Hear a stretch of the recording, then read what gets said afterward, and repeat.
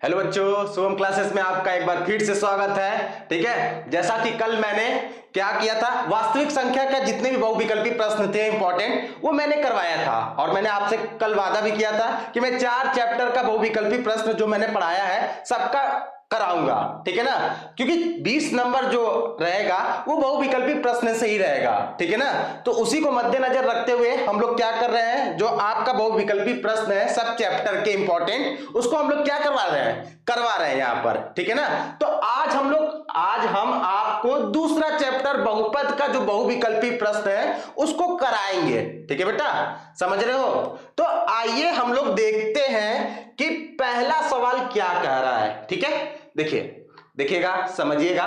कह रहा है कि निम्नलिखित में से कौन सा द्विघात बहुपद का आलेख नहीं है। ठीक है ना, आप लोग एक बात फिर से देखिएगा, आपको यह बताना कि इनमें से कौन सा द्विघात बहुपद का जो ग्राफ है, आलेख मतलब ग्राफ, ठीक है ना, नहीं है। ठीक है ना, तो मैंने आप लोगों को शुरू में ही बताया था कि अगर आपको ग्राफ देख के पहचानना है कि वो कौन सा बहुपद है, ठीक है ना, तो आपको एक्स अक्ष देखना पड़ेगा। क्या देखना पड़ेगा? एक्स एक्सिस को देखना पड़ेगा। ठीक है, अगर ग्राफ एक्स एक्सिस पर जितनी बार टच करे या जितनी बार क्या करे, काटे, ठीक है ना, दो चीज होता है, या एक्स अक्ष पर जितनी बार टच करे या एक्स अक्ष पर जितनी बार क्या करे, काटे। तो जितनी बार टच करेगा या काटेगा तो वही उसका घात हो जाएगा। अगर वो एक्स अक्ष को एक बार काट रहा है, अगर वो एक्स अक्ष को क्या कर रहा है, एक बार काट रहा है, तो वो रैखिक बहुपद होगा बेटा। ठीक है ना, अगर वो एक्स अक्ष को 2 बार काट रहा है या टच कर रहा है तो वो द्विघात बहुपद होगा, ग्राफ। ठीक है ना, अगर ग्राफ आपका एक्स एक्सिस को क्या कर रहा है, 3 बार टच कर रहा है या काट रहा है, ठीक है ना, तो वो क्या होगा, त्रिघात बहुपद होगा। इसी तरह हम लोग जानते हैं कि कैसे पहचानेंगे कि आलेख देखकर कि वो द्विघात बहुपद है या नहीं है। ठीक है बेटा, समझिएगा। और एक बात, अगर मैं यहां पर एक्स अक्ष बोल रहा हूं ना, तो जो आपका इक्वेशन होना चाहिए वो y = px, ठीक है ना, y = px, मतलब जो आपका बहुपद होना चाहिए वो x के फॉर्म में होना चाहिए। ठीक है बेटा, समझिएगा बात ना, x के फॉर्म में होगा, तभी आप बता पाएंगे कि हाँ वो जो x अक्ष है, तभी आप देखकर बता पाएंगे कि वो कौन सा बहुपद है। ठीक है ना, x के फॉर्म में होना चाहिए, जो बहुपद होना चाहिए। ठीक है, समझिएगा बात। अब देखिए बात समझिएगा, अभी तो मैंने ये बताया कि क्या करते हैं कि x अक्ष पर काटेगा। बहुत लोग क्या करेंगे कि जो नहीं है बोला है ना, आलेख नहीं है, तो पहला वाला ही क्या कर देंगे, ऑप्शन सही कर देंगे कि सर पहला वाला हो जाएगा। तो मैक्सिमम लड़के यहां पर क्या हो जाएंगे, गलत हो जाएंगे। क्योंकि बेटा आप लोग 11th में पढ़ेंगे, 11th में एक चैप्टर है परवलय। ठीक है ना, ये जो आलेख दिया है ये परवलय से दे दिया है, और परवलय का जो इक्वेशन होता है y = x² होता है। अब जब x² होगा, y = x² होगा, ठीक है ना, समझिएगा, जो परवलय होता है उसका ग्राफ कैसा होता है, ऐसा होता है। ठीक है ना, और सेम टू सेम यहां पर भी ऐसा ही ग्राफ क्या कर दिया है, दे दिया है। तो y = x² होता है, उसका जो क्या कहते हैं समीकरण होता है परवलय का जो समीकरण होता है y = x² होता है। जब x² होगा तो उसके कितने मूल होंगे, 2 मूल होंगे। अगर 2 मूल है तो द्विघात होगा बेटा। ठीक है ना, तो ये जो है ये द्विघात बहुपद का आलेख है, ये द्विघात बहुपद का क्या है, आलेख है। ठीक है, आलेख है, लेकिन हमसे पूछा क्या है कि आलेख नहीं होना चाहिए, तो इसलिए ये वाला ऑप्शन क्या हो जाएगा, कट जाएगा। ठीक है ना बेटा, देखिए कंफ्यूजन मत रखिएगा, ये जो होगा ये परवलय का इक्वेशन है, और परवलय का जो इक्वेशन होता है y = x² होता है। अगर x² है तो द्विघात बहुपद होगा। ठीक है, आइए बी वाले पे हम लोग देखते हैं। बी वाले पे देखिए, एक बार यहां टच कर रहा है और एक बार यहां टच कर रहा है, मतलब 2 बार टच कर रहा है, तो इसका मतलब ये भी द्विघात बहुपद है, ठीक है ना। तो ये भी द्विघात बहुपद है, ये भी सही बात हो गया, ठीक है ना। तीसरे वाले पे हम लोग देखते हैं, तो तीसरा वाला देखिए एक बार यहां पर काट रहा है, एक बार यहां पर काट रहा है, ठीक है ना। तो उस हिसाब से ये वाला भी द्विघात बहुपद है। आते हैं चौथे वाले पर देखते हैं। देखिए एक्स अक्ष पर देखना है हमको। देखिए एक बार यहां काटा, एक बार यहां काटा और एक बार यहां काटा, ठीक है ना। कुल कितनी बार काट लिया बेटा? 3 बार काटा। अगर 3 बार काटा है तो ये जो होगा ये त्रिघात बहुपद हो जाएगा, ठीक है ना। ये त्रिघात बहुपद हो जाएगा। और ये जो बाकी सब है, ये बाकी सब है, ये बाकी सब जो है ये द्विघात बहुपद है बेटा, ठीक है ना। समझ रहे हैं? समझ रहे हैं बेटा, ठीक है ना। तो इसमें से इसका जो ऑप्शन होगा, जो क्वेश्चन बोला था कि निम्नलिखित में से कौन सा द्विघात बहुपद का आलेख नहीं है, तो कौन सा हो जाएगा बेटा? चौथा वाला, ठीक है ना। आप लोग ये कंफ्यूजन में मत मार दीजिएगा कि अरे सर यहां पर तो जो पहला वाला वो भी तो एक्स अक्ष पे नहीं टच कर रहा है, ठीक है ना। तो अगर वो एक्स अक्ष पर टच नहीं कर रहा है, लेकिन ये परवलय का इक्वेशन है बेटा। अब परवलय का इक्वेशन होता है x square y equal to x square, या फिर y equal to x square minus 4 होता है, या फिर परवलय का इक्वेशन 4 माइनस एक्स स्क्वायर, इस फॉर्म में हो जाएगा। आप लोग जब 11th में जाएंगे तब ये परवलय का नाम सुनेंगे आप लोग, ठीक है ना। तो वो ग्राफ वहां से दे दिया है, इसीलिए मैंने बता दिया आप लोगों को, ठीक है बेटा। तो आप लोग कह देंगे कि सर जो चौथा वाला होगा वही द्विघात बहुपद का आलेख नहीं है, ठीक है। समझ में आ गया बेटा आप लोगों को, ठीक है। चलिए हम लोग अगला क्वेश्चन देखते हैं। अगला क्वेश्चन देखते हैं। कह रहा है कि सवाल देखिएगा, अगला क्वेश्चन कह रहा है कि एक द्विघात बहुपद के अधिक से अधिक शून्यांकों की संख्या बताइए, ठीक है ना। बात समझिएगा, अगर द्विघात बहुपद है तो मैंने आप लोग को शुरू में ही बताया था कि जितना घात होगा, ठीक है ना। अगर बहुपद है, अगर बात समझिएगा, अगर मैंने लिख लिया 2x प्लस 4 लिख लिया, ठीक है ना, ठीक है ना। ये मेरा कौन सा हो गया? ये मेरा रैखिक समीकरण हो गया, सॉरी रैखिक बहुपद हो गया।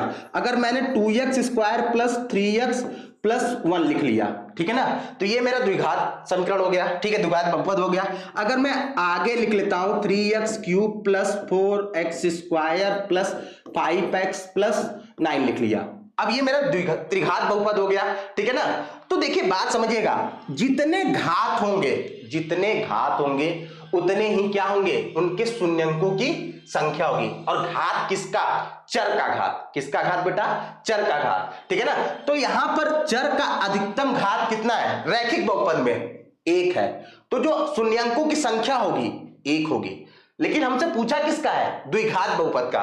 तो द्विघात बहुपद का अधिकतम घात जो है चर का, वो आपका कितना है? 2 है, ठीक है ना।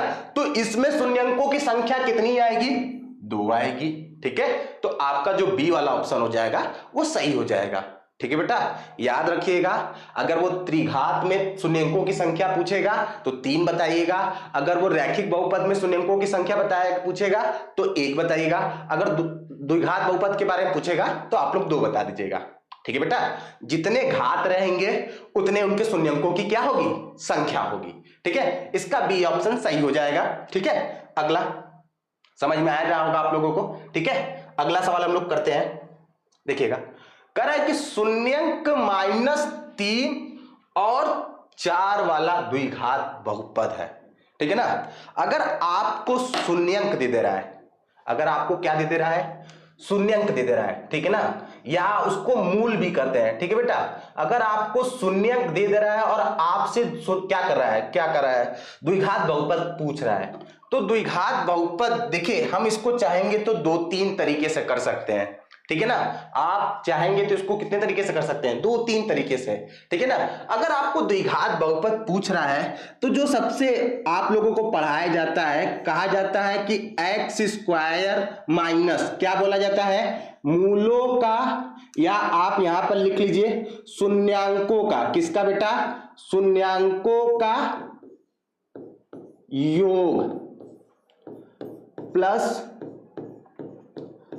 ठीक है ना, ये शून्यांकों का योग हो गया, फिर x लिख देंगे, फिर यहां पर लिख देंगे शून्यांकों का गुणन फल।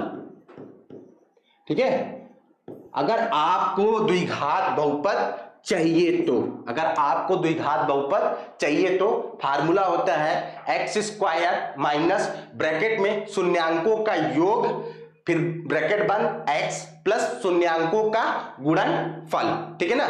तो अगर आपको शून्यांक दिया है, पहला शून्यांक आपका कितना है, -3 है, दूसरा शून्यांक आपका कितना है, 4 है, तो आप सबसे पहले शून्यांकों का योग निकालेंगे, फिर उसके बाद आप क्या निकालेंगे, शून्यांकों का क्या निकालेंगे, गुणनफल निकालेंगे। अगर शून्यांकों का योग और शून्यांकों का गुणनफल निकल गया आपका, तो आप इस समीकरण में या इसमें रख देंगे। ठीक है ना, इसमें आप क्या कर देंगे, रख देंगे, तो आपको द्विघात बहुपद मिल जाएगा। ठीक है बेटा, समझ रहे हैं। ठीक है, आइए आगे हम लोग शून्यांकों का योग निकाल लेते हैं, शून्यांकों का योग निकाल लेते हैं। ठीक है, शून्यांकों का योग बराबर क्या लिखेंगे हम लोग, शून्यांक की मेरा कितना है, पहला -3 है और प्लस कितना लिख लूंगा, 4। ठीक है ना, तो प्लस माइनस होता है, मतलब 4 में से 3 जो होगा वो घटेगा, तो 4 में से आप अगर 3 घटाएंगे तो कितना आएगा, 1 आएगा। चिन्ह किसका लेंगे, बड़े का, बड़ा कौन है, 4 है, प्लस। ठीक है ना, समझ में आ गया। ये आपका शून्यांकों का योग निकाल लिया। अब मैं शून्यांकों का गुणनफल निकालता हूं, गुणनफल निकालता हूं। तो गुणनफल निकालूंगा तो क्या होता है, शून्यांकों का गुणनफल मतलब तीनों का गुणा कर, दोनों का गुणा कर दूंगा, तो दोनों का गुणा करूंगा तो -3 गुणे कितना लिख लूंगा, 4। ठीक है ना, गुणा करता हूं तो 4 तिहाई कितना हो जाएगा बेटा, 12, और माइनस था तो मैंने माइनस यहां पर लिख लिया। ठीक है, यहां तक आप लोगों को समझ में आया बेटा। ये शून्यांकों का योग हो गया, ये शून्यांकों का गुणनफल हो गया। ठीक है बेटा। अच्छा, अब हमको जब शून्यांकों का योग और शून्यांकों का गुणनफल मिल गया तो मैं क्या कर सकता हूं, मैं इसी में रख दूंगा, तो एक्स स्क्वायर माइनस शून्यांकों का एक आपका कितना आया है, 1, फिर यहां पर x है, मैंने x लिख लिया, फिर प्लस शून्यांकों का गुणनफल आपका कितना है, -12, तो मैंने यहां पर -12 लिख लिया। ठीक है। अच्छा, यहां पर हो गया एक्स स्क्वायर, कितना हो गया बेटा, एक्स स्क्वायर माइनस कितना हो गया, 1x, और प्लस माइनस कितना हो गया, 12। ठीक है ना, प्लस माइनस क्या हो गया, 12 हो गया। ठीक है, तो यही जो हो जाएगा, यही मेरा द्विघात बहुपद आ जाएगा। ऐसा कुछ है आपका ऑप्शन में ऐसा कुछ है बेटा, ऐसा कुछ है आपका ऑप्शन में, या तो -3,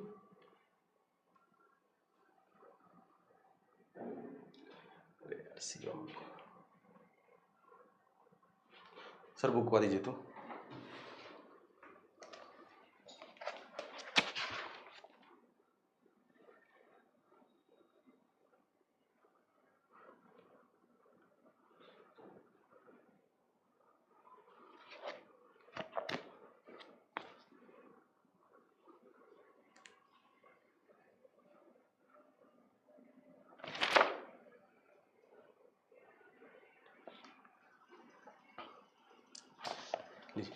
फंसाया है बस, और कुछ नहीं, सेम ही आंसर है।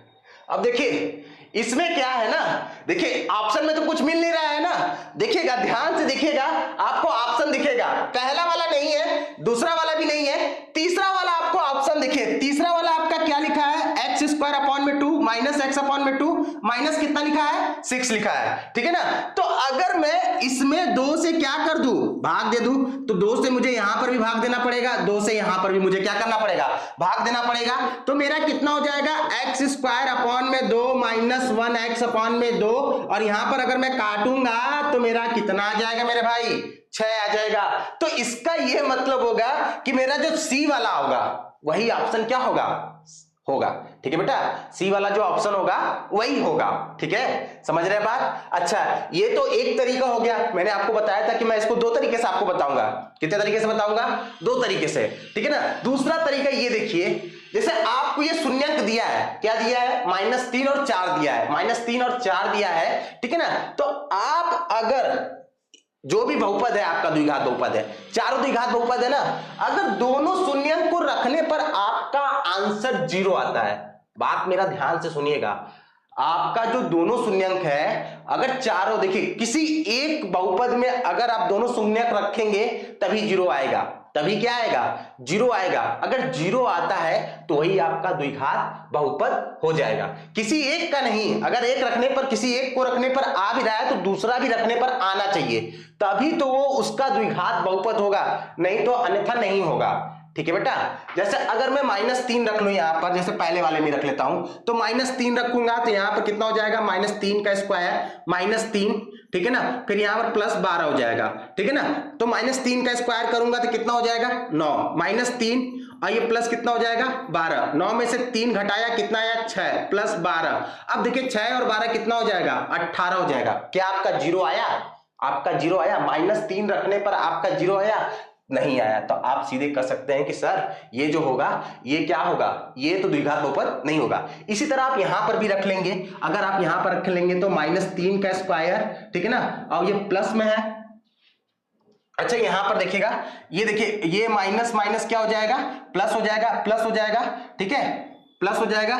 तो ये 9 3 और +12, ठीक है ना, तब भी देखिए 9 3 12 और ये +12, ठीक है ना, तो यहां पर कितना आ जाएगा, 24 आ गया। तब भी तो जीरो नहीं आ रहा बेटा, जब जीरो नहीं आ रहा है तो आप ये कहेंगे कि सर ये द्विघात बहुपद नहीं होगा इस शून्यंक का, ठीक है ना, ये द्विघात बहुपद नहीं होगा इस शून्यंक का, मतलब -3 और 4 के लिए ये द्विघात बहुपद नहीं हो सकता है। अब यहां पर रख कर देख लेते हैं, यहां पर रख कर देख लेते हैं, तो यहां पर क्या दिया है, -3 और यहां पर कितना दिया है, +12, ठीक है ना। तो -3 का स्क्वायर करेंगे तो 9 और प्लस माइनस कितना हो जाएगा, माइनस और +12, ठीक है ना। तो 9 में से 3 घटाएंगे तो आपका 6 + 12 मतलब आपका कितना आया, 18। यहां पर भी आपका जीरो नहीं आया। इसका मतलब ये होगा कि आप अगर -3 रख रहे हैं तब ये जीरो नहीं आ रहा है। जब जीरो नहीं आ रहा है तो ये इस शून्यंक के लिए ये भी द्विघात बहुपद नहीं होगा, ठीक है ना।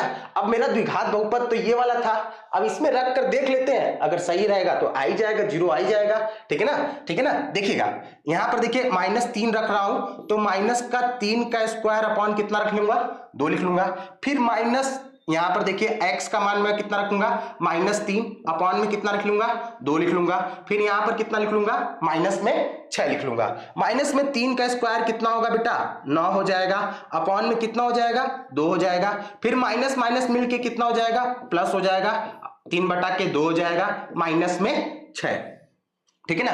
अगर मैं इसको सॉल्व करूं, इन दोनों को सॉल्व करूंगा तो इन दोनों का एलसीएम कितना आ जाएगा, 2 और 9 3 कितना हो जाएगा, 12 - 6, ठीक है ना। अगर मैं इसको काटता हूं तो 6 में से 6 घटाएंगे तो देखिए जीरो आ गया, मतलब -3 रखने पर क्या आ जाएगा, जीरो आ जाएगा। और 4 भी रखेंगे ना आप लोग, अगर 4 भी रख रहे हैं आप लोग, देख लीजिएगा 4 का स्क्वायर कितना होता है बेटा, 16 होता है, ठीक है ना। और यहां पर -4/2 और -6, ठीक है ना।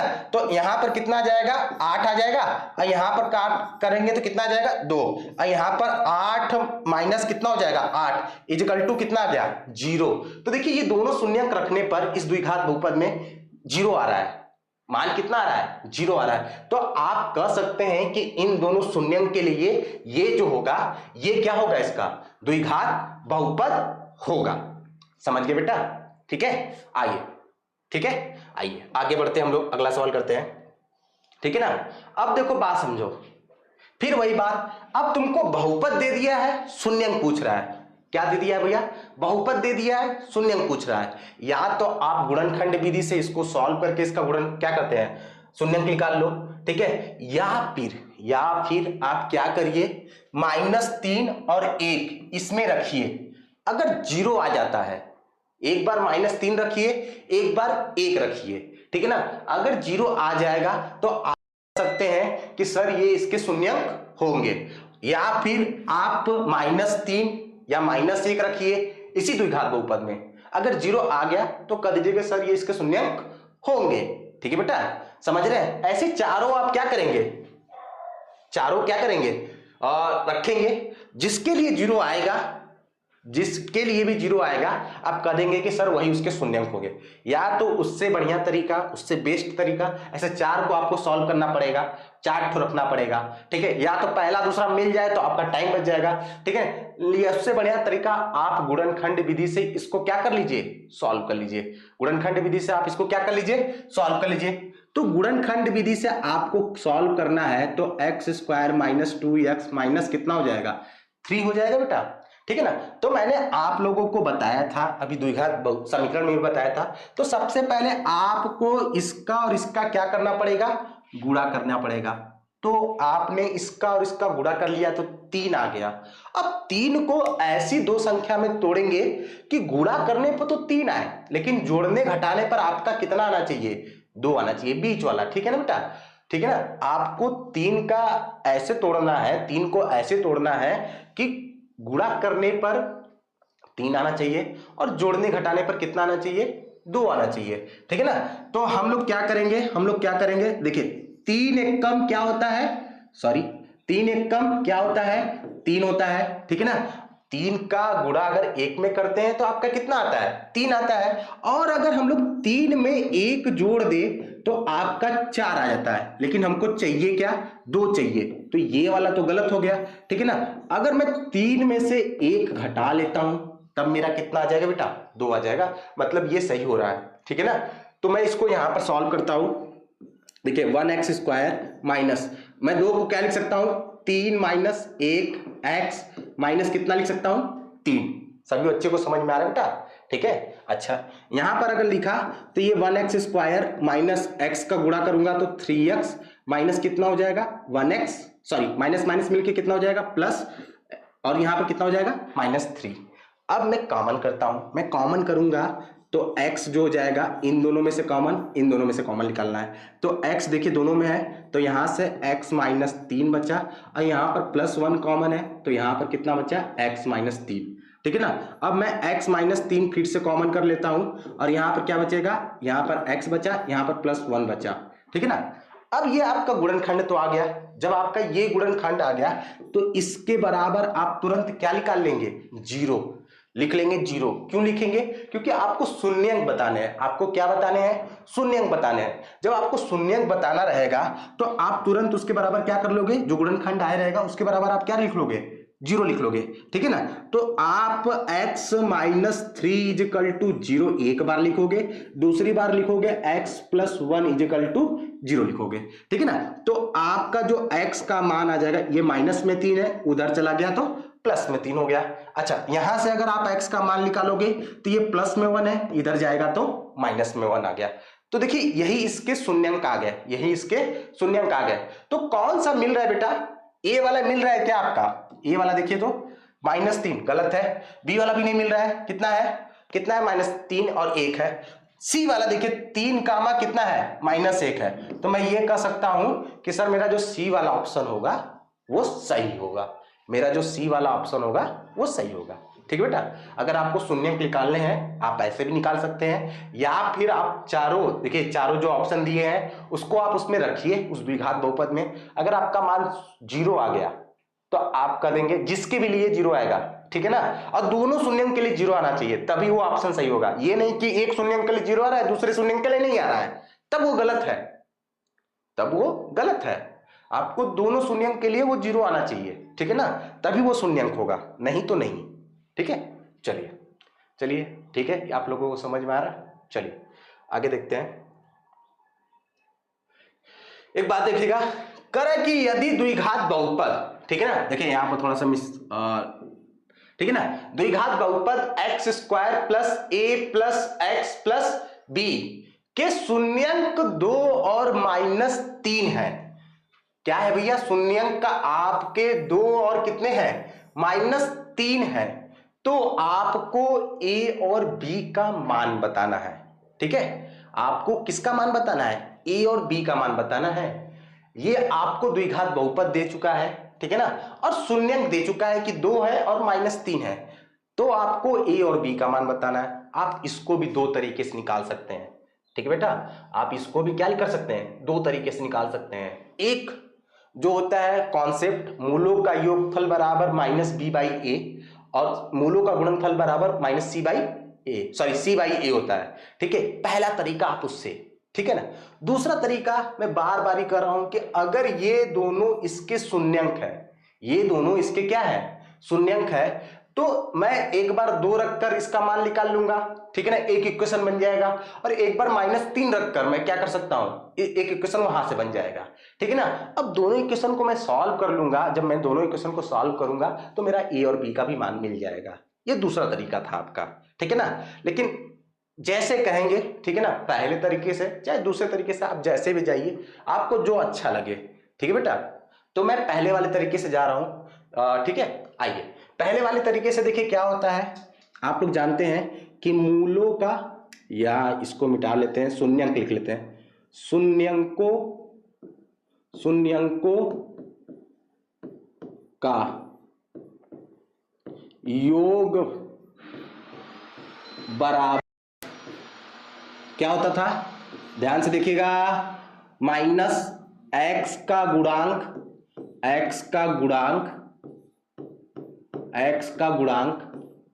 अपॉन में क्या होता था बेटा, एक्स स्क्वायर का गुणांक, ठीक है ना। यही तो मैंने आप लोगों को बताया था बेटा, ठीक है। मूलों का योग या शून्यंकों का योग बराबर होता था माइनस एक्स का गुणांक अपॉन में एक्स स्क्वायर का गुणांक। देखिएगा, गुणांक आगे समझिएगा, गुणांक एक्स का या एक्स स्क्वायर का गुणांक कैसे निकालेंगे। जैसे यहां पर एक्स स्क्वायर है ना बेटा, तो इसके आगे जो संख्या होगी या जो नंबर होता है वही उसका गुणांक होता है, ठीक है। अगर मुझे x का गुणांक निकालना है तो इसके आगे जो संख्या होगा या नंबर होगा वही उसका गुणांक होगा, ठीक है ना। तो ये तो शून्यंकों का योग हो गया, तो मैं कितना लिख लूंगा बेटा, शून्यंकों का योग बराबर लिखूंगा माइनस, ठीक है ना।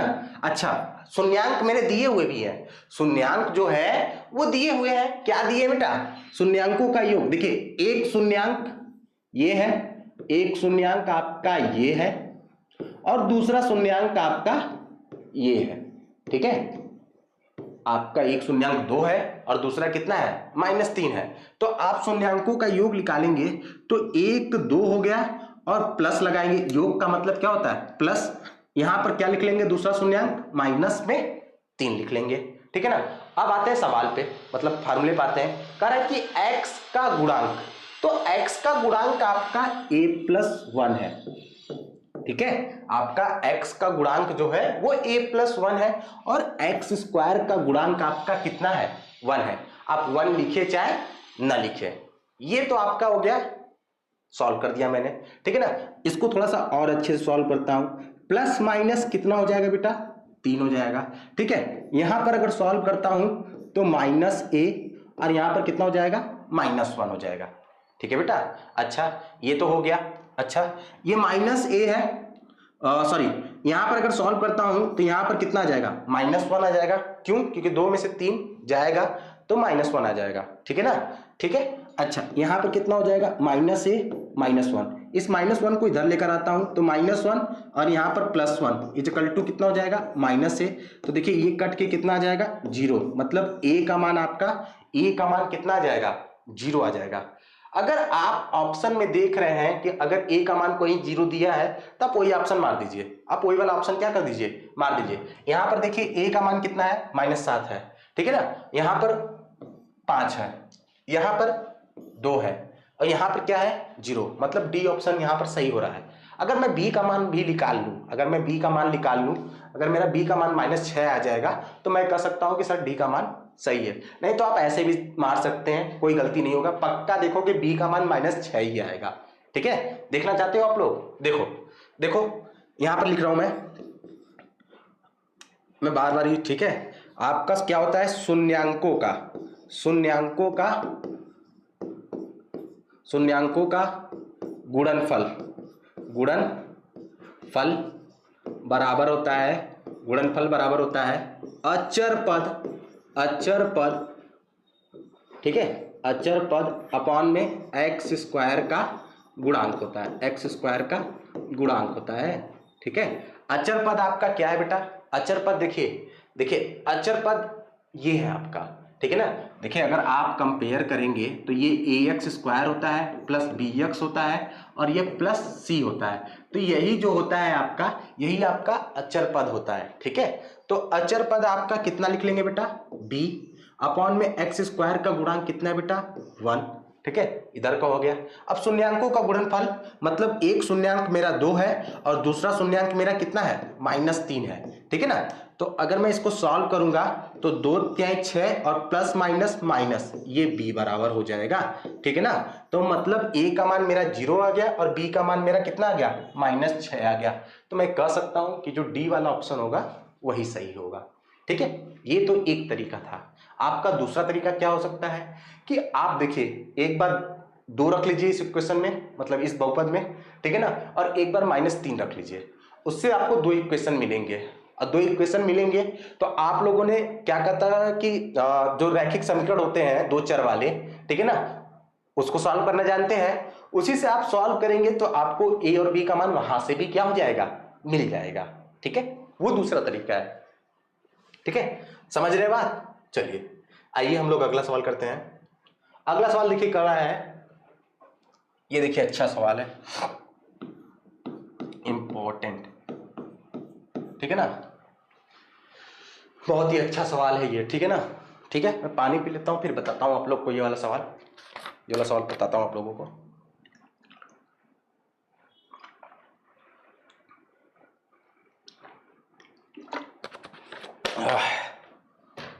देखिए, ये बहुत लोग क्या करेंगे इस सवाल में ना कि क्या कहा है कि शून्यंक -2 और 5 वाले बहुपदों की संख्या है। शून्यंक -2 और 5 वाले बहुपदों की संख्या है। ठीक है ना, आपको ये बताना है कि ये जो शून्यंक -2 है और 5 है, तो ऐसे कितने बहुपद होंगे, जिसका शून्यंक सिर्फ -2 और क्या होना चाहिए, 5 होना चाहिए। तो बहुत लोगों के दिमाग में ये हो रहा होगा कि सर अगर ये द्विघात बहुपद है, मान लीजिए x² - 2x + 3 है। ठीक है ना, अगर x² - 2x + 3 है, ठीक है ना, तो इसके सिर्फ 2 ही बहुपद आएंगे, इसके क्या, सॉरी 2 ही शून्यंक आएंगे। तो शून्यंक से सिर्फ एक ही क्या कर सकता है, एक ही द्विघात बहुपद बन सकता है। 2 शून्यंक से सिर्फ एक ही द्विघात बहुपद बन सकता है। ये बहुत लोगों का सोच होगा, ये बहुत लोगों का क्या होगा, सोच होगा। तो आप लोग अपने सोच में परिवर्तन लाए, ऐसा कोई बात नहीं है, ऐसा कोई बात नहीं है। कोई भी इसका आंसर आप लोग 1 मत मारिएगा कि सर इन दोनों शून्यंक से एक ही द्विघात बहुपद बनेगा। नहीं बेटा, ऐसा कुछ नहीं है। ठीक है ना, आप लोग को अब देखिए मैं बताता हूं कि अगर आप लोगों को शून्यंक दिए हैं तो उनके बहुपदों की संख्या कैसे निकालते हैं। ठीक है ना, अभी मैंने आपको एक फार्मूला बताया था, x² माइनस क्या बताया था, शून्यांकों का योग,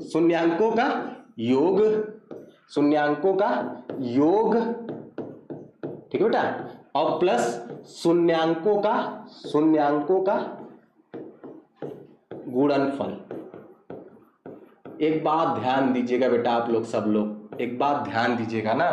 ठीक है, तो अगर मैं यहां पर शून्यांकों का योग निकालकर या शून्यांकों का गुणनफल निकालकर अगर मैं यहां पर रख भी दूं, तो आप लोग कहेंगे सर एक ही तो द्विघात बहुपद बन रहा है, एक से तो अधिक नहीं बन रहा है। ये जो बनेगा एक ही तो द्विघात बहुपद बनेगा, और जो द्विघात बहुपद बनेगा -2 और 5 उसके क्या होंगे, शून्यंक होंगे। तो ये गलतफहमी मत रहिएगा। ठीक है बेटा, यहां पर इसके आगे जो होता है ना बेटा, इसके आगे एक के होता है। क्या होता है, के होता है। ठीक है ना, के जो होता है वो वास्तविक संख्या होता है। ठीक है, वास्तविक संख्या होता है। समझिएगा एक बात, ठीक है ना। देखिए मैं एकदम एग्जाम्पल सहित आप लोग को ये बात समझाऊंगा। ठीक है ना, जैसे बात समझिएगा, अभी हम लोग पिछला सवाल कर रहे थे, ये वाला सवाल किया था ना मैंने, तो मैंने x² माइनस शून्यांकों का योग x और प्लस शून्यांकों का गुणनफल लिखा था कि नहीं लिखा था। तो मेरा जो इक्वेशन आया था, मेरा ये इक्वेशन यही आया था। क्या आया था मेरा इक्वेशन आया था x² माइनस x माइनस कितना आया था, 12 आया था। ठीक है ना, 12 आया था कि नहीं आया था, ठीक है बेटा। तो जब 12 आया था तो मेरा ये ऑप्शन मिल रहा था, नहीं मिल रहा था, तो इसका ये मतलब कि यहां पर k होता है, यहां पर क्या होता है बेटा, k होता है आपका, और k का मान, यहां पर k का मान कितना था, 1/2, 1/के क्या होंगे, 2 होंगे। इसका मतलब देखिए ये भी द्विघात बहुपद है इस शून्यंक के लिए, और ये भी द्विघात बहुपद है इस शून्यंक के लिए, ठीक है ना। इसका यह मतलब हुआ कि आपका 2 शून्यंक है, अगर 2 शून्यंक है तो उससे आप ढेर सारे द्विघात बहुपद क्या कर सकते हैं, बना सकते हैं, क्योंकि k का मान तो आप कुछ भी रख सकते हैं, k का मान आप क्या कर सकते हैं, कुछ भी। अगर आप यहां पर k का मान, अगर आप k का मान यहां पर 2 रख लेते हैं, देखिए अगर आप 2 रख लेंगे तब भी जो उसके शून्यंक आएंगे वो -3 और कितना आएगा, 4 आएगा, गारंटीड है। आप पेन का कलम लेकर, कलम और कॉपी लेकर सॉल्व कर लीजिएगा।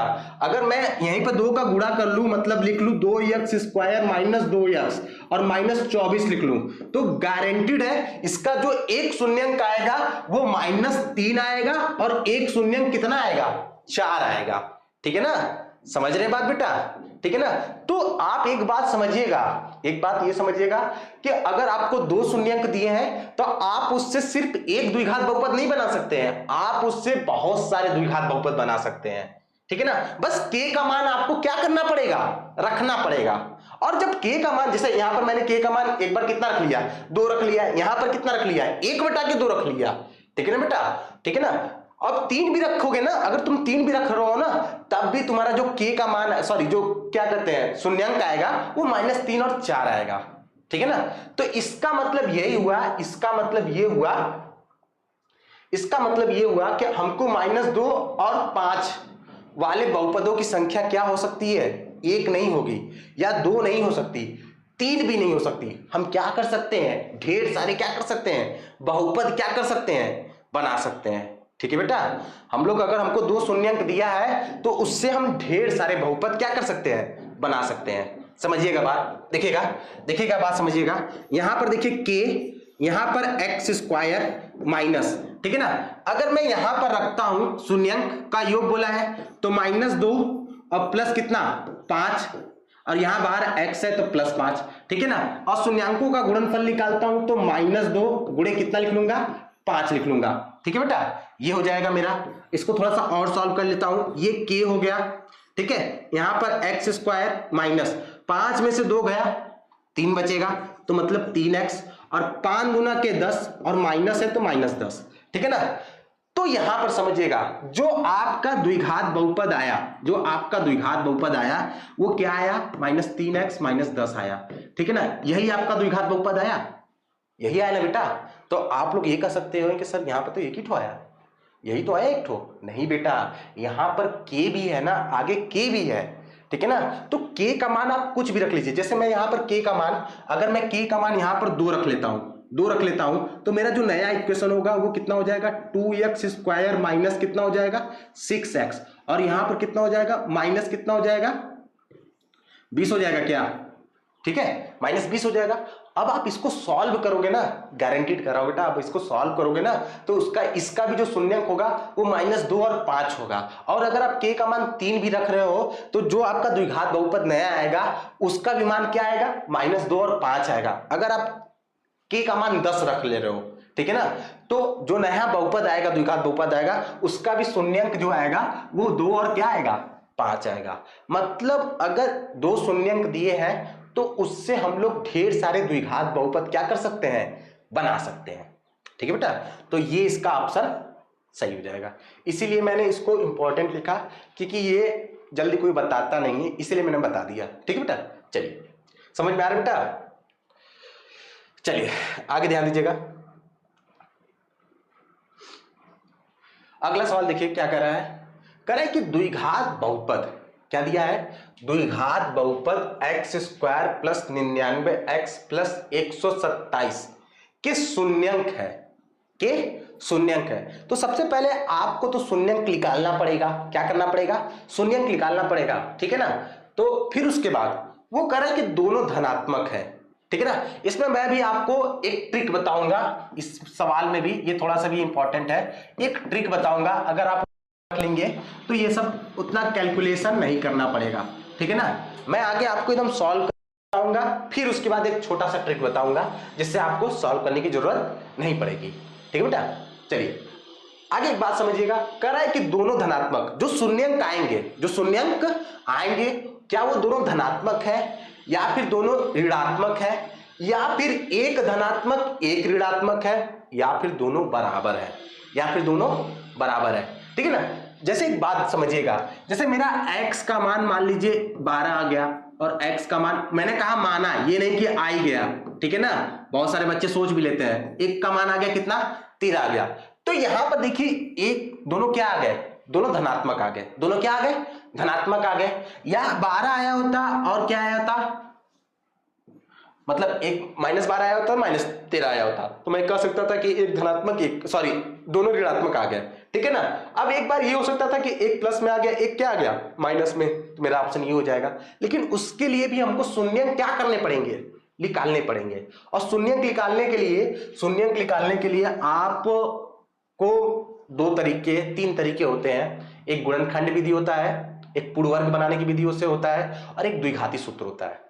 जब गुणनखंड नहीं बन पाता है ना बेटा, जब गुणनखंड नहीं बन पाता है तो हम लोग द्विघाती सूत्र का यूज करते हैं, जिसको हम लोग सीधराचार्य कहते हैं, जिसको हम लोग क्या कहते हैं, सीधराचार्य। ठीक है ना। देखो यहाँ पर गुणनखंड वाला यूज नहीं हो पाएगा, क्योंकि इसका जो हम लोग गुणनखंड नहीं कर पाएंगे। 99 का गुणनखंड हम लोग नहीं बना पाएंगे कि इसको कैसे दो भागों में तोड़ा जाए। ठीक है ना। तो यहाँ पर सीधराचार्य का यूज होगा। ठीक है ना। श्रीधराचार्य क्या है उनका रूल, श्रीधराचार्य का रूल क्या है बेटा, फार्मूला क्या है देखिएगा। श्रीधराचार्य, देखिए आगे जी लिखते भी हैं हम लोग। ठीक है ना। देखिएगा, बात समझिएगा। अगर आपके पास कोई द्विघात बहुपद है या द्विघात समीकरण है, अगर शून्यंक निकालने तो द्विघात समीकरण ही मान लीजिए, ax² + bx + c = 0 के। ठीक है ना। तो सिद्धराचार्य जी ने क्या कहा था, सिद्धराचार्य जी ने कहा था कि जो x होता है, अगर x में है तो x बराबर होता है -b ± √b² 4ac। ठीक है बेटा। अपॉन में क्या होता है, 2a होता है। ठीक है। अब आप लोग ये कह सकते हैं कि सर हम लोग ABC कहाँ से, यहाँ पर ये भी ABC दिया है तो मैं कहाँ से निकालूंगा। अरे कुछ नहीं दिक्कत है बेटा, ये जो ABC का मान आएगा ना, आप देखिए कंपेयर करेंगे, अगर आप द्विघात समीकरण के मानक रूप से कंपेयर करेंगे तो आपको ABC का मान यहीं से निकल जाएगा। ठीक है ना बेटा। तो देखो इसमें थोड़ा सा सॉल्व करना पड़ेगा, ठीक है ना। फिर उसके बाद ट्रिक बता दूंगा, तो आप वो चीज देखकर आप क्या कर लीजिएगा, आंसर मार दीजिएगा। ठीक है ना, समझिएगा। देखिएगा x = यहां पर देखिए -b है। अगर मैं कंपेयर करता हूं, अगर मैं कंपेयर किया तो मेरा जो a का मान आ गया वो 1 आ गया, b का मान मेरा जो हो जाएगा वो कितना आ जाएगा, 99 हो जाएगा, और c का मान कितना हो जाएगा, 127 हो जाएगा। ठीक है। जगह नहीं है, मुझे इतने में ही बताना है, मुझे इतने में ही क्या करना है, बताना है। आप लोग ध्यान दीजिएगा, थोड़ा सा ध्यान दीजिएगा। मैं देखो x बराबर लिखूंगा, क्या होता है -b, तो b का मान मेरा कितना हो जाएगा, 99 हो जाएगा। ठीक है। प्लस माइनस, अच्छा जो बच्चे को लग रहा है कि ये गुणनखंड से सॉल्व हो जाएगा तो सॉल्व करके क्या कर देगा, मुझे मैसेज कर देगा। ठीक है। नहीं हो पाएगा गुणनखंड से ये। ठीक है। आपको कैसे सॉल्व करना पड़ेगा, इसको सिद्धराचार्य से सॉल्व करना पड़ेगा। ठीक है। प्लस माइनस रूट में, ठीक है ना, b², b का मान कितना है, 99, तो 99 का स्क्वायर। ठीक है। -4a, a आपका कितना है बेटा, a आपका है 1, और कितना है, c आपका कितना है, 127। ठीक है बेटा। अच्छा ये तो मैंने लिख लिया। अपॉन में क्या होता है, 2a होता है, मतलब a का मान आपका कितना है, 1 है। ठीक है बेटा। अच्छा इसको थोड़ा सा सॉल्व कर लेता हूं मैं। यहां पर x आ गया, ये -99 प्लस माइनस, अच्छा 99 का स्क्वायर किसी को याद है, 99 का स्क्वायर कितना होता है, 9801 होता है क्या, 9801 निकाल लेते बेटा एक बार, 99 गुणे 99। ठीक है बेटा। तो 9 9 81, 8 हासिल, ठीक है, 9 9 81, 8 81 8 कितना होता है बेटा 89, ठीक है, ठीक है, सही है। अच्छा फिर यहाँ पर क्रॉस कर लिया, 9 9 81 कर लिया, ठीक है, यहाँ पर कितना हो गया बेटा 9 9 81 8 89, ठीक है, यहाँ पर 1, यहाँ पर 0, ये 8 9 कितना हो जाएगा 17 और 1 18, 1 हासिल दिया यहाँ पर 9, मतलब 9801, मैंने कहा भी था 9801 होता है, तो यहाँ पर लिख लेते हैं 9801, ठीक है, माइनस कितना हो जाएगा, गुणा कर लेता हूँ तो 7 चौक 28, 4 दूना के 12 और 2 14, ठीक है, सही, सॉरी 4 दूना के 8 2 10 हो जाएगा, 4 दूना के 8 2 10 हो जाएगा और 4 एकम 4 1 5 हो जाएगा, ठीक है, अपॉन में कितना हो जाएगा 2 हो जाएगा, 2 का अगर आप 1 में गुणा करेंगे तो कितना आ जाएगा 2 ही आ जाएगा, ठीक है, जगह नहीं मेरे पास, ठीक है ना, तो देखिएगा ध्यान से, मैं यहाँ पर आ जा रहा हूँ, देखिए x बराबर -99, ठीक है, प्लस माइनस, ठीक है, क्या है, और इसमें से आपको 508 घटाना है, 508 घटाना है, ठीक है, 508 घटाना है, तो 508 घटाएंगे तो 1 में से 8 घटाएंगे, 1 में से 8 घटाएंगे तो आपका कितना 3, क्योंकि 1 में से तो 8 जाया गया नहीं, 11 होगा, ठीक है, 11 में से 8 घटेगा तो कितना आ जाएगा 3 हो जाएगा। अच्छा यहाँ पर कितना हो जाएगा 9 हो जाएगा ना, यहाँ पर 9 हो जाएगा, यहाँ पर 7 हो जाएगा, तो 7 में से 5 गया तो कितना हो जाएगा 2, और यहाँ पर 9, मतलब 92 93, ठीक है ना, और वो भी किसमें अंडर रूट में, मतलब कड़ी में, ठीक है, करनी में 92 93 आ गया, और कड़ी में 92 93 का मान होता है अंडर रूट, मतलब कड़ी में 92 93 का मान होता है, 92 93 का मान होता है 96.4 होता है, ठीक है ना, नहीं होगा तो आप लोग 9th में तो पढ़े होंगे, 8th में पढ़े होंगे, वर्गमूल निकालना आप लोग को आता है, ठीक है ना, तो उससे निकाल लेंगे तो इतना ही आएगा 9.4 आएगा, ठीक है ना, तो देखिए क्योंकि मुझे मान रखना है बेटा ना, तो यहाँ पर x का मैं मान रखूंगा तो -99, और यहाँ पर प्लस माइनस कितना 96.4 हो जाएगा, अपान में कितना हो जाएगा, अपान में कितना हो जाएगा 2 हो जाएगा, ठीक है ना। अब एक बार मैं जो x का मान है, x का जो मेरा मान होगा, एक बार मैं प्लस में लूंगा और एक बार मैं क्या लूंगा माइनस में लूंगा, तो अगर मैं प्लस में, देखिए यहाँ प्लस माइनस लिखा है ना, यहाँ पर आपका क्या लिखा है प्लस माइनस लिखा है, तो मैं x का मान एक बार प्लस में लूंगा और एक बार क्या लूंगा माइनस में, तो अगर मैं x का मान प्लस में लेता हूं तो -99 तो उसी तरह ले हो जाएगा, ठीक है ना, और यहाँ पर क्या हो जाएगा प्लस हो जाएगा, इसको प्लस में लिया हूं, और ये 96 हो जाएगा, और माइनस कितना आ जाएगा अपॉन में कितना आ जाएगा 2 आ जाएगा, ठीक है, और एक बार x का मान मैं माइनस में लूंगा तो -99 और -96.4 अपॉन में कितना हो जाएगा 2 हो जाएगा, यही दो मान आएंगे x के, ठीक है ना। अभी भी हम लोग को नहीं पता चल रहा है कि सर दोनों धनात्मक है या दोनों ऋणात्मक है या एक धनात्मक एक ऋणात्मक है या दोनों बराबर है, ठीक है ना, अब आप लोगों को समझ में आ जाएगा, बिल्कुल समझ में आएगा आप लोगों को, क्या देखिएगा बात, देखिए यहां पर 99 जो है, अच्छा 99 में से 96.4 घटाएंगे तो कुछ आएगा, ठीक है ना, देखिएगा बात, अगर मैं 99 में से कितना घटा लेता हूं 96.4 घटा लेता हूं, तो यहां पर कितना हो गया 6 हो गया, यहां पर कितना हो गया बेटा, यहां पर 7 में से 6 गया, सॉरी 8 में से 2 गया, कितना 2 हो गया, और यहां पर 0, मतलब कितना आ जाएगा 2.6 हो जाएगा, तो यहां पर आपका जो आएगा 2.6 हो जाएगा, किसमें आएगा माइनस में, क्योंकि चिन्ह किसका लेते हैं बड़े में, तो जो x का मान आया, आपका, इसको अगर आप काट लेंगे तो माइनस में 1.3, मतलब जो आपका शून्यंक आया, यहां पर देखिए शून्यंक जो आया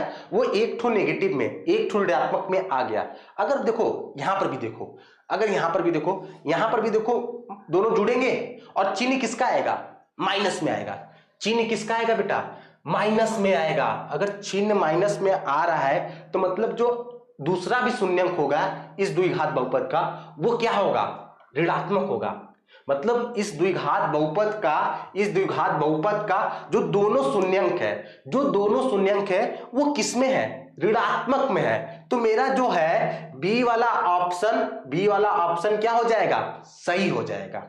ये तो रहा इतना लंबा चौड़ा सॉल्व करके आपको करना रहेगा, ठीक है ना, नहीं तो एक ट्रिक है, ठीक है, ट्रिक क्या कहता है बेटा कि अगर, ध्यान दीजिएगा, अगर मूलों का योगफल पॉजिटिव में आता है, ठीक है ना, अगर मूलों का, देखिएगा बात समझिएगा, यहां पर देखिएगा ट्रिक अब बताने जा रहा हूं, ठीक है ना, मूल बोल सकते हैं या शून्यांक बोल सकते हैं, ठीक है ना। अगर शून्यांकों का योग आप इसको याद भी कर सकते हैं, अगर शून्यांकों का योग ऋणात्मक हो और शून्यांकों का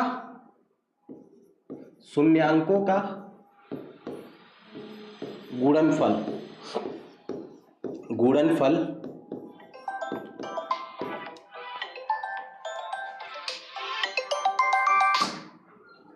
शून्यांकों का गुणनफल क्या होगा, अगर धनात्मक होगा, क्या होगा बेटा, धनात्मक होगा, ठीक है ना। तो जो दोनों शून्यांक होंगे वो ऋणात्मक होंगे। ध्यान दीजिएगा आप लोग, देखिएगा मैंने क्या कहा, शून्यांकों का योग क्या आना चाहिए, अगर ऋणात्मक आ रहा है, शून्यांकों का योग आपका क्या आ रहा है, ऋणात्मक आ रहा है, और शून्यांकों का गुणनफल आपका क्या आ रहा है, धनात्मक आ रहा है। तो जो दोनों शून्यांक होंगे वो ऋणात्मक आएंगे, गारंटीड है 100%, ठीक है। देखिए मैं आपको करके भी दिखा दे रहा हूं, देखिए अगर मैं यहां से शून्यांकों का योग निकालता हूं, अगर मैं यहां पर शून्यांकों का योग निकालूंगा तो मेरा यहां पर अल्फा प्लस बीटा का मान मेरा कितना होगा, -99/1 हो जाएगा। अगर मैं इसको ध्यान से लिखूंगा, सही से लिखूंगा तो -99 हो जाएगा, और यहां से अल्फा बीटा का मान निकालूंगा तो यहां पर कितना हो जाएगा, 127 हो जाएगा। 100 क्या हो जाएगा, 27 हो जाएगा, बटा में 1 लिखे चाहे ना लिखे।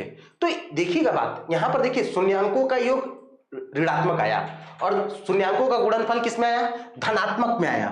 तो जो आपका दोनों मूल होगा वो क्या होगा, आपका ऋणात्मक होगा। ये बात याद रखिएगा बेटा, ठीक है। चलिए ये ट्रिक था आपका, ठीक है। मैंने आपको देखो पूरा सॉल्व करके भी बता दिया और 1-2 लाइन का ट्रिक भी बता दिया कि आप अगर ऐसे भी कर सकते हैं, ठीक है। चलिए अगला सवाल हम लोग देखते हैं क्या कह रहा है। अच्छा, कह रहा है कि यदि बहुपद f(x) = k² + 4x² + 13x + 4k का एक शून्यंक, ध्यान दीजिएगा यहां पर बेटा, कह रहा है कि एक शून्यंक दूसरे का व्युत्क्रम हो, एक शून्यंक दूसरे शून्यंक का क्या हो, व्युत्क्रम हो, तो k का मान बताइए, ठीक है ना। आगे सबसे पहले एक बात याद रखिएगा, जो द्विघात बहुपद होता है उसका जो मानक रूप होता है ax² + bx प्लस क्या होता है, c होता है, ठीक है ना। तो ये तो ठीक है, यहां पर जो दिया है उसको हम लोग बहुत ध्यान से देखेंगे। कह रहा था कि एक शून्यंक दूसरे का व्युत्क्रम है, ठीक है ना। तो हमको तो शून्यंक पता नहीं है, हमको शून्यंक पता है क्या बेटा, हमको तो शून्यंक नहीं पता है। तो मैंने यहां पर मानूंगा कि माना पहला शून्यंक आपका जो हो जाएगा, आप मान लीजिए अल्फा, कुछ भी मान सकते हैं भैया, p मान लीजिए, q मान लीजिए, r मान लीजिए, x y z, x मत मानिएगा, नहीं x नहीं मानिएगा क्योंकि x में दिया है तो आप कंफ्यूज हो जाएंगे, ठीक है ना। तो मैंने किस में मान लिया, अल्फा मान लिया, ठीक है ना। तो जो दूसरा आपका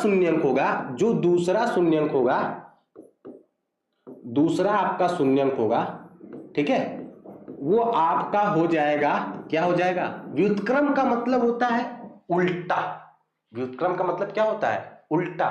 तो जो दूसरा शून्यंक हो जाएगा वो आपका 1/के अल्फा हो जाएगा, 1/के क्या हो जाएगा, अल्फा हो जाएगा, ठीक है। ये तो सवाल में हो गया। अब हमको k का मान बताना है, ठीक है ना। तो देखिए आप अगर शून्यंक आपको दे दिया, अगर आप यहां पर अल्फा रख भी रहे हैं ना तो आपको परेशान हो जाएंगे, ठीक है ना। अगर आपसे ऐसा सवाल दे दे और आपसे k दे दे, यहां पर k भी हो सकता था, यहां पर p भी हो सकता था बेटा ना, तो आप उस तरह के सवाल को कैसे करेंगे, ठीक है ना। तो बस यही याद रखिएगा। देखिए ये फार्मूला जो है बार बार यूज हो रहा है कि शून्यांकों का योग और शून्यांकों का गुणनफल, शून्यांकों का योग और क्या होता है, शून्यांकों का योग बराबर होता है -x का गुणांक x का गुणांक अपॉन में x स्क्वायर का गुणांक। ठीक है बेटा, समझ रहे हैं? अच्छा, और शून्यांकों का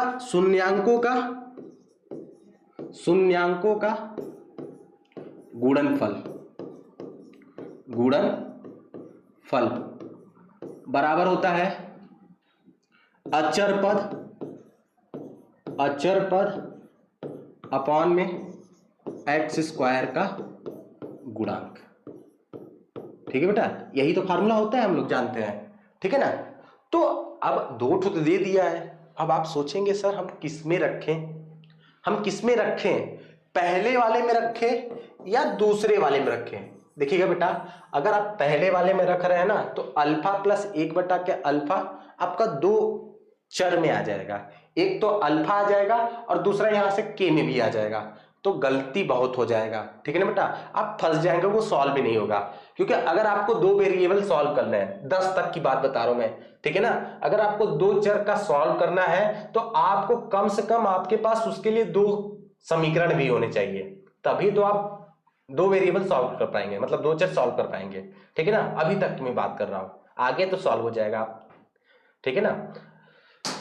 तो पहले वाले से हम लोग नहीं जाएंगे, हम लोग किससे जाएंगे? दूसरे वाले से क्या कर रहा है कि शून्यांकों का गुणनफल, तो मेरा जो पहला है वो क्या है? अल्फा है, और दूसरा क्या है? 1/अल्फा है। मैं क्यों जा रहा हूं? क्योंकि अगर मैं रखूंगा, गुणनफल करूंगा तो अल्फा से अल्फा क्या हो जाएगा? कट जाएगा, तो इसलिए मैं किस में रख रहा हूं? दूसरे वाले में। तो दूसरे वाले में रखा तो अल्फा इंटू 1/में अल्फा, ये तो ये हो गया, बराबर कहता है कि अचर पद। तो देखो भाई, यही ना अचर पद होता है मेरा, तो यहां पर मेरा अचर पद कितना हो जाएगा भैया? 4k हो जाएगा, अपॉन में एक्स स्क्वायर का गुणांक मतलब आपका कितना हो जाएगा? के स्क्वायर प्लस 4 हो जाएगा कि नहीं भैया? ठीक है ना? तो आपका ये आ गया, इसको अगर मैं सॉल्व करूंगा तो अल्फा से अल्फा क्या हो जाएगा? कट जाएगा। अच्छा, यहां पर कितना आ जाएगा? इसी को सॉल्व कर रहा हूं, 1 = 4k अपॉन में कितना आ जाएगा? के। जगह नहीं है बेटा ना, ध्यान दीजिएगा आप लोग, जगह नहीं है इसलिए मुझे लिखना पड़ रहा है। ठीक है, देखिए के स्क्वायर प्लस में कितना आ जाएगा? 4 है। ठीक है ना? अच्छा, अगर अब देखिए इसको सॉल्व करना है तो मेरा कितना हो जाएगा? के स्क्वायर प्लस 4 = 4k हो जाएगा। ठीक है ना? अच्छा, इसको और थोड़ा सॉल्व कर लेते हैं, तो ये प्लस में 4k है, इधर आ जाएगा तो माइनस में 4k, और ये प्लस 4 हो जाएगा, = कितना हो जाएगा? 0। ठीक है ना? अब ये देखिए द्विघात समीकरण बन गया। जब ये द्विघात समीकरण बन गया तो आप ये कह सकते हैं कि सर मैं यहां से k का मान क्या कर सकता हूं? k का मान मैं यहां से क्या कर सकता हूं? निकाल सकता हूं। किससे? या तो गुणनखंड विधि से या तो सीधराचार्य से। ठीक है बेटा? ठीक है ना? समझ रहे हैं? और अगर हम लोग ये देखा जाए तो ये k-2 का होल स्क्वायर नहीं है क्या? या तो इसको छोड़ दीजिए, k-2 से आप कंफ्यूज हो जाएंगे। ठीक है ना? हमको देखिए 4 का गुणनखंड बनाना है कि जोड़ने घटाने पर क्या आना चाहिए? 4 आना चाहिए, और गुणा करने पर भी क्या आना चाहिए? 4 आना चाहिए। तो 2 दूना के कितना होता है बेटा? 4 होता है, और 2 को 2 में जोड़ेंगे तो आपका कितना हो जाएगा? 4 ही आ जाएगा। ठीक है? तो अगर मैं यहां से लिखूंगा तो के स्क्वायर माइनस यहां पर कितना लिख लूंगा?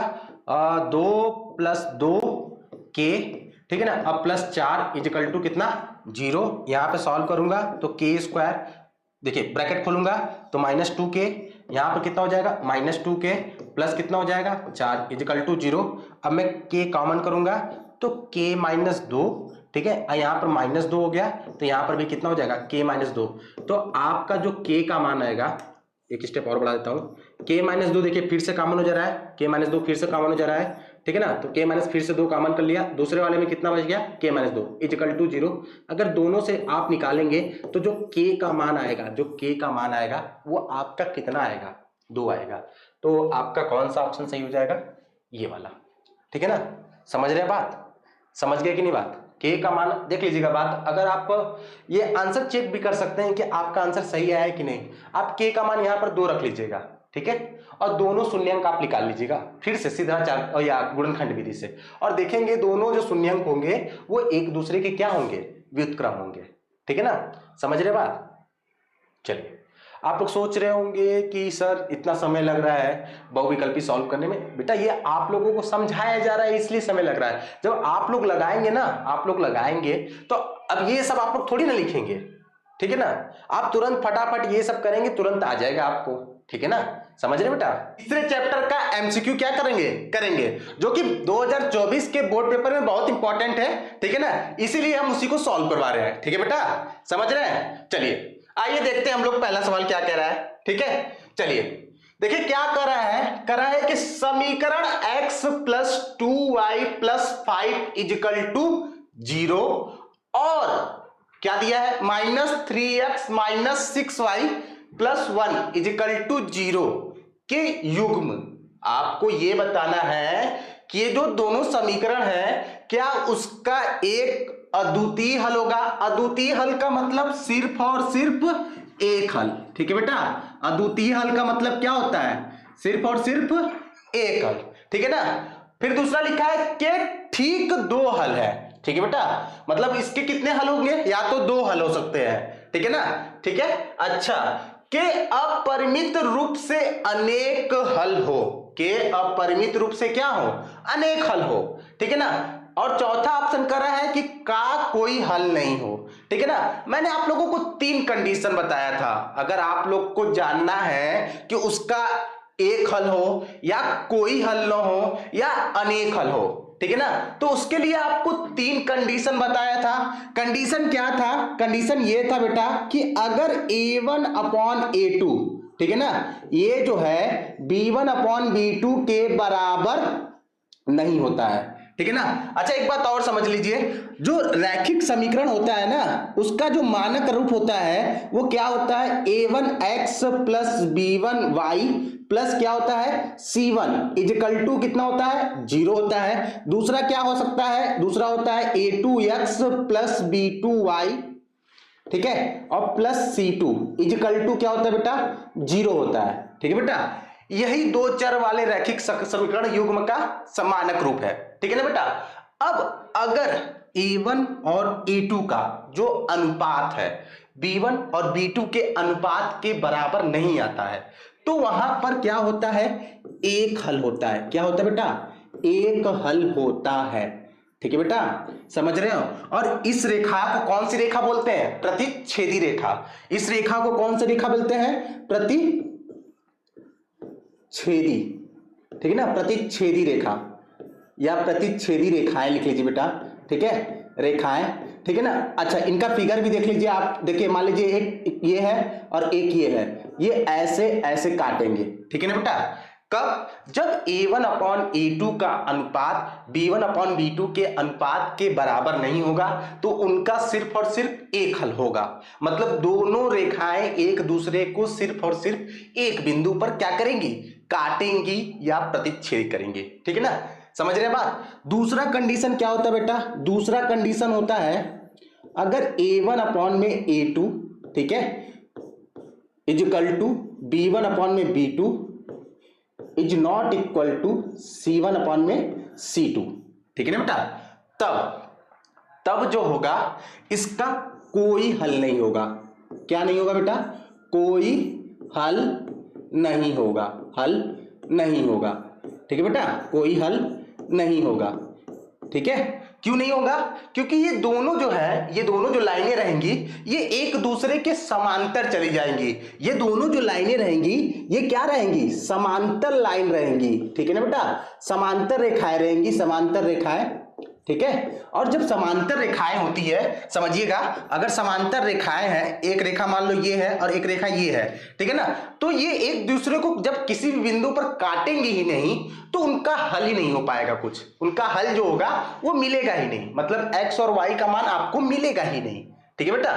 तीसरा कंडीशन इसमें ये आता है, तीसरा कंडीशन आपका ये आता है कि अगर a1 अपॉन में a2, ठीक है, इजिकल टू b1 अपॉन में b2 इजिकल टू क्या दिया रहा है, c1 अपॉन में c2 दिया रहा है, ठीक है। अगर आपका a1 अपॉन में a2, b1 अपॉन में b2 और c1 अपॉन में c2, ठीक है ना, अगर ये तीनों आपस में बराबर होते हैं, इनका जो अनुपात है वो तीनों आपस में क्या होते हैं, बराबर होते हैं, तो इनका जो हल होगा वो अनेक हल होगा। क्या होगा बेटा, अनेक हल होगा, ठीक है, अनेक हल होगा। और ये कौन सी रेखाएं होती हैं? समपाती रेखाएं होती हैं, ठीक है, समपाती रेखाएं होती हैं। और समपाती रेखाओं को हम लोग कैसे दिखाते हैं? समपाती रेखा को हम लोग कैसे दिखाते हैं? जैसे मान लीजिए मेरे पास ये एक रेखा है, ठीक है ना, और इसी के ऊपर से अगर कोई दूसरा रेखा देखिएगा बेटा, जैसे मान लीजिए ये दूसरा रेखा है, ठीक है, ये दूसरा रेखा इसी के ऊपर से जाए तो इसको बोलते हैं हम लोग समपाती रेखाएं। इसको क्या बोलते हैं? समपाती रेखाएं, ठीक है ना, समपाती रेखाएं, ठीक है बेटा। अगर समपाती रेखाएं हैं तो जो इनका हल होता है वो अनेक होता है। क्यों?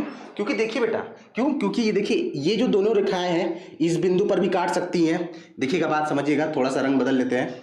देखिएगा, देखिए इस बिंदु पर भी काट सकती हैं, यहां पर भी काटती हैं, यहां पर भी काट सकती हैं, यहां पर भी, यहां पर भी, यहां पर भी, यहां पर भी, यहां पर भी, यहां पर भी, तो सब जगह ये क्या कर सकती हैं? काट सकती हैं एक दूसरे को। इसलिए इनका जो होता है अनेक हल होता है, ठीक है बेटा। समझ रहे हैं बात आप लोगों को? ये तीनों कंडीशन आप लोगों को याद रखना है, ठीक है ना। और एक बात इसमें और आप लोग को जोड़ देते हैं, जहां पर भी आपको हल मिले, जैसे एक हल हो गया या अनेक हल हो गया, तो वो संगत होते हैं। जो उनका निकाय होता है वो क्या होता है? संगत होता है। और जहां पर कोई हल नहीं मिलता है वो असंगत निकाय होता है, ठीक है बेटा।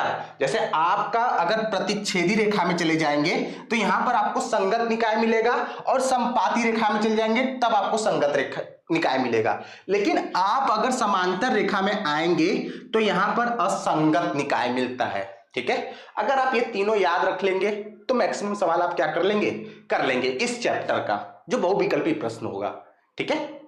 आइए हम लोग देखते हैं, इतना बात आप लोगों को समझ में आ गया। अब हम लोग सवाल पर आते हैं, ठीक है ना।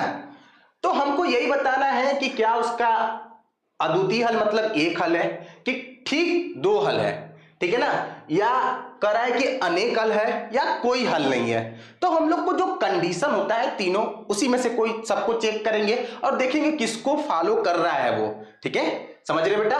चलिए देखिए, दोनों इक्वेशन आपको क्या दिया है? x प्लस 2y प्लस कितना दिया बेटा? 5 इजिकल टू कितना दिया है? 0, ठीक है ना।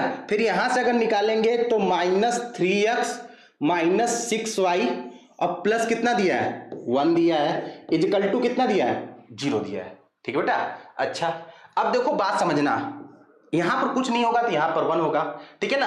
अब देखो दोनों इक्वेशन इसी तरह दिख रहे हैं कि नहीं, ठीक है ना। तो यहां से हम लोग सबसे पहले a1 b1 c1 a2 b2 c2 का मान निकालेंगे, ठीक है बेटा। a1 b1 c1 और a2 b2 c2 का मान निकालेंगे, ठीक है ना। तभी तो हम इस शर्त को चेक कर पाएंगे, ठीक है। चलिए तो देखिए, तुलना करता हूं, जो x का गुणांक होगा वो a1 होगा, जो y का गुणांक होगा वो b1 होगा, और जो अचर पद होगा वो c1 होगा। इसी तरह आप दूसरे समीकरण में भी चले जाएंगे, x का गुणांक a2, y का गुणांक b2 और जो अचर पद वो c2, ठीक है बेटा, चिन्ह के साथ। तो यहां पर अगर मैं a1 का मान निकालता हूं तो a1 का मान आ गया मेरा 1, ठीक है। चलिए a1 का आ गया मान मेरा 1। देख लीजिएगा, b1 का मान मैं निकालूंगा, b1 का मान निकालूंगा तो मेरा कितना आ जाएगा? 2 आ जाएगा। और अगर मैं c1 का मान निकालता हूं, c1 का मान निकालूंगा तो मेरा कितना आ जाएगा बेटा? 5 आ जाएगा, ठीक है बेटा। समझ रहे बात? अच्छा, यहां से अगर मैं a2 का मान निकालूंगा, a2 का मान निकालूंगा तो मेरा -3 हो जाएगा, और b2 का मैं मान निकालूंगा, b2 का मैं मान निकालूंगा तो मेरा कितना हो जाएगा? -6 हो जाएगा, ठीक है। और अगर मैं c2 का मान निकालता हूं, c2 का मान निकालता हूं तो मेरा कितना हो जाएगा? प्लस में 1 हो जाएगा। अब हम तीनों का अनुपात, मतलब a1/a2, b1/b2 और c1/c2 का अनुपात निकालेंगे। फिर उसके बाद हम लोग चेक करेंगे कि किस कंडीशन को या किस शर्त को फॉलो कर रहा है तीनों में से, ठीक है। चलिए देखिए, यहां पर मैं जगह तो है नहीं, लेकिन फिर से बताता हूं मैं आप लोगों को, ठीक है। ये चलिए रहने दीजिए इसको, थोड़ा सा आप लोग इसका स्क्रीनशॉट ले लीजिएगा, ठीक है। समझ रहे हैं बात? ठीक है। चलिए तो a1 अगर मैं a2 निकालता हूं, a1 अगर मैं a2 निकालता हूं तो a1 का मान 1 और a2 का मान -3। तो a1/a2 का जो अनुपात आ गया वो 1/-3 आ गया, ठीक है। इसी तरह अगर मैं b1 अपॉन b2 निकालता हूं, b1 अपॉन b2 निकालता हूं, तो b1 का मान मेरा कितना है बेटा 2 है, और b2 का मान मेरा कितना है बेटा 6 है। ठीक है, b1 का मान मेरा 2 है और b2 का मान मेरा माइनस में 6 है। अगर मैं इसको सॉल्व करूंगा तो मेरा कितना जाएगा, 2 1 कम 2, 2 3 6, मतलब माइनस के 1/3। ठीक है ना। और एक बात याद रखिएगा, हर में माइनस नहीं लिखते हैं, इसको आप अंश में कर लीजिएगा। ठीक है बेटा। चलिए अब हम c1 अपॉन में c2 का मान निकालते हैं। c1 अपॉन c2 का मान निकालते हैं तो c1 का मान मेरा 5 है, c1 का मान मेरा 5 है और c2 का मान मेरा 1 है। ठीक है ना। अगर इसको सॉल्व भी किया जाए तो 5 आ जाएगा। ठीक है बेटा। तो देखिएगा बात यहां पर, देखिए कंडीशन देखिए a1 अपॉन a2 का मान जो है -1/3 आ गया, b1 अपॉन b2 का भी मान कितना आ गया -1/3, लेकिन जो c1 अपॉन c2 है उसका मान 5 आया है। ठीक है ना। मतलब ये दोनों अनुपात तो बराबर है, लेकिन जो तीसरा वाला अनुपात है वो आपस में बराबर नहीं है। तो कौन सा कंडीशन लग रहा है मेरा, दूसरा कंडीशन। अच्छा, दूसरा कंडीशन लग रहा है तो उसका जो हल होता है, ठीक है ना बेटा, देखिए यही वाला लग रहा है ना। देखिए a1 अपॉन a2 कितना है, देखिए लिख लेता हूं यहां पर, a1 अपॉन में a2 is equal to b1 upon में b2 is equal to is not equal to c1 upon में c2। तो देखिए a1 अपॉन a2 का मान -1/3 आया था, देख लीजिए बेटा। ठीक है ना। अच्छा, b1 अपॉन b2 का मान कितना आया था, वो भी -1/3, और c1 अपॉन c2 का मान कितना आया था 5 आया था। मतलब आपका दूसरा वाला कंडीशन लग रहा है, समांतर रेखा वाला। अगर समांतर रेखा है तो उसका कोई भी हल नहीं होता है। तो इस हिसाब से आपका कौन सा ऑप्शन सही हो जाएगा, डी वाला का कोई हल नहीं है। ठीक है ना बेटा। जब ये तीनों आपको याद रहेगा ना बेटा, तो ये तुरंत आंसर, मतलब सेकंडों में इसका आंसर आप बता देंगे। ठीक है ना, समझ रहे हैं। चलिए, समझ रहे हैं, आप लोग को समझ में आ गया होगा। ठीक है। चलिए अगला सवाल हम लोग करते हैं। देखिए क्या कर रहा है, फिर से वही बात। देखिए कर रहा है कि समीकरण 5x - 15y = 18, ठीक है, और 3x - 9y + 1 = 24/5 के युग्म का, या के लिखा है। ठीक है ना। युग्म का के कितने हल है, एक हल है, या अपरिमित रूप से अनेक हल है। ठीक है ना। ये एक हल और कितना हल, अनेक हल। ठीक है ना, दो हल। और कह रहा है कि कोई हल भी नहीं, कोई हल नहीं है। ठीक है ना। तो सबसे पहले हम लोग वही काम करेंगे, a1 b1 c1 a2 b2 c2 का मान निकालेंगे। ठीक है बेटा। तो दोनों इक्वेशन लिख लेते हैं हम लोग। आइए देखिए, दोनों इक्वेशन लिख लेते हैं। तो 5x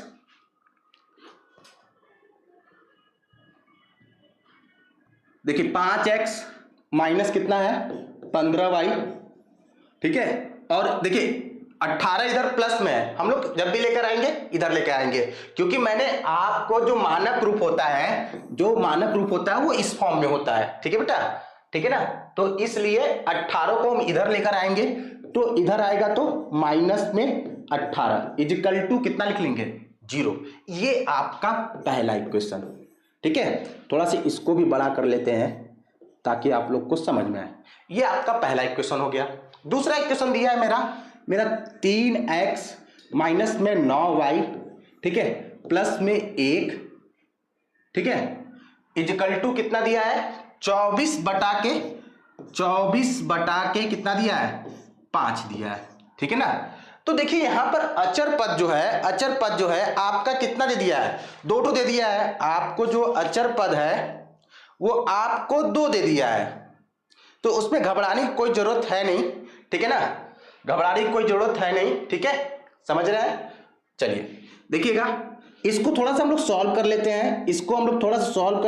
3x माइनस 9y, ठीक है, ये प्लस में 1 और ये माइनस 24 बटा के कितना लिख लूंगा 5 लिख लूंगा, इजिकल टू कितना लिख लिया 0 लिख लिया। ठीक है। अच्छा, इसको थोड़ा सा और सॉल्व कर लेता हूं। तो 3x माइनस 9y, ठीक है ना। अब देखिए एलसीएम लूंगा तो यहां पर 5 का गुणा हो जाएगा, मतलब मैं ये लिख सकता हूं प्लस में 5 माइनस 24 बटा के 5 इजिकल टू कितना लिख लूंगा 0 लिख लूंगा। इसको थोड़ा सा और सॉल्व करूंगा ना। देखो हम समीकरण 2 को सॉल्व कर रहे हैं ना बेटा, क्योंकि यहां पर 2 ठो अचर पद दे दिया था समीकरण 2 से, ठीक है, तो 2 ठो दे दिया था। तो अब देखो बात समझो, यहां पर क्या लिख दूंगा मैं 3x माइनस 9y। अच्छा 24 में से अगर मैं 5 को घटाता हूं तो 24 में से 5 घटा तो मेरा कितना आ जाएगा 19/5 इजिकल टू कितना हो जाएगा 0। ठीक है, अब मेरा देखिए, अब यहां से मैं दूसरा इक्वेशन मिटा देता हूं, जो मेरा दूसरा इक्वेशन हो जाएगा ये हो जाएगा। ठीक है बेटा, समझ रहे हैं, जो दूसरा इक्वेशन हो जाएगा मेरा ये हो जाएगा। अब मैं यहां से a1 b1 c1 a2 b2 c2 का मान निकाल लूंगा। ठीक है, आइए निकालता हूं। अगर मैं a1 का मान निकाला तो a1 का मान कंपेयर करूंगा, समीकरण 1 से निकालूंगा a1 का मान। ठीक है बेटा, ये कितना हो जाएगा 5। b1 का मान निकालूंगा तो मेरा कितना हो जाएगा माइनस में 15। अच्छा अगर c1 का मान निकाल रहा हूं मैं, c1 का मान निकाल रहा हूं तो मेरा कितना आ जाएगा माइनस में 18 हो जाएगा। माइनस में कितना हो जाएगा 18 हो जाएगा। अच्छा इसी तरह मैं अगर a2 का मान निकाल लेता हूं, a2 का मान निकाल लेता हूं तो यहां पर क्या हो जाएगा, यहां पर हो जाएगा आपका कितना हो जाएगा बेटा 3 हो जाएगा। b2 का मान निकालूंगा तो कितना हो जाएगा बेटा 9 हो जाएगा, माइनस में 9। और अगर मैं c2 का मान निकाल लेता हूं, c2 का मान निकाल लेता हूं तो c2 का मान निकालूंगा तो मेरा कितना हो जाएगा -19/5। ठीक है, समझ रहे बात आप लोग, देख लीजिएगा -19/5 आ गया। ठीक है, ये तो हो गया मेरा a1 b1 c1 और a2 b2 c2 का मान आ गया। ठीक है बेटा, समझ रहे बात। अच्छा अब इतना करने के बाद अब मैं a1/a2 का अनुपात, b1/b2 का अनुपात और c1/c2 का अनुपात निकालूंगा।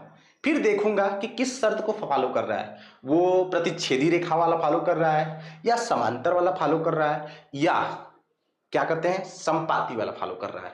ठीक है, समझिएगा, देखिएगा। अगर मैं यहां से a1/a2 निकालता हूं तो a1/a2 मेरा कितना आ जाएगा 5/3। ठीक है, अच्छा b1/b2 का मान निकालता हूं तो मेरा कितना हो जाएगा -15/-9। तो माइनस से माइनस क्या हो जाएगा कट जाएगा। ठीक है, अच्छा कितना हो जाएगा 5, कितना हो जाएगा बेटा 5 तिया 3 से काट लेते हैं, 3 से काट लेते हैं, 3 पचे 15 और 3 त्रिक के 9। ठीक है, अच्छा c1/c2 का मान निकालता हूं मैं तो c1 का मान देखिए बेटा कितना है -18।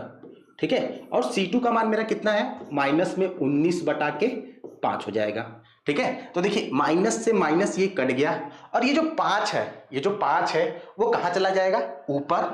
ठीक है, तो c1/c2 का जो हो जाएगा वो कितना हो जाएगा 18 × 5/19।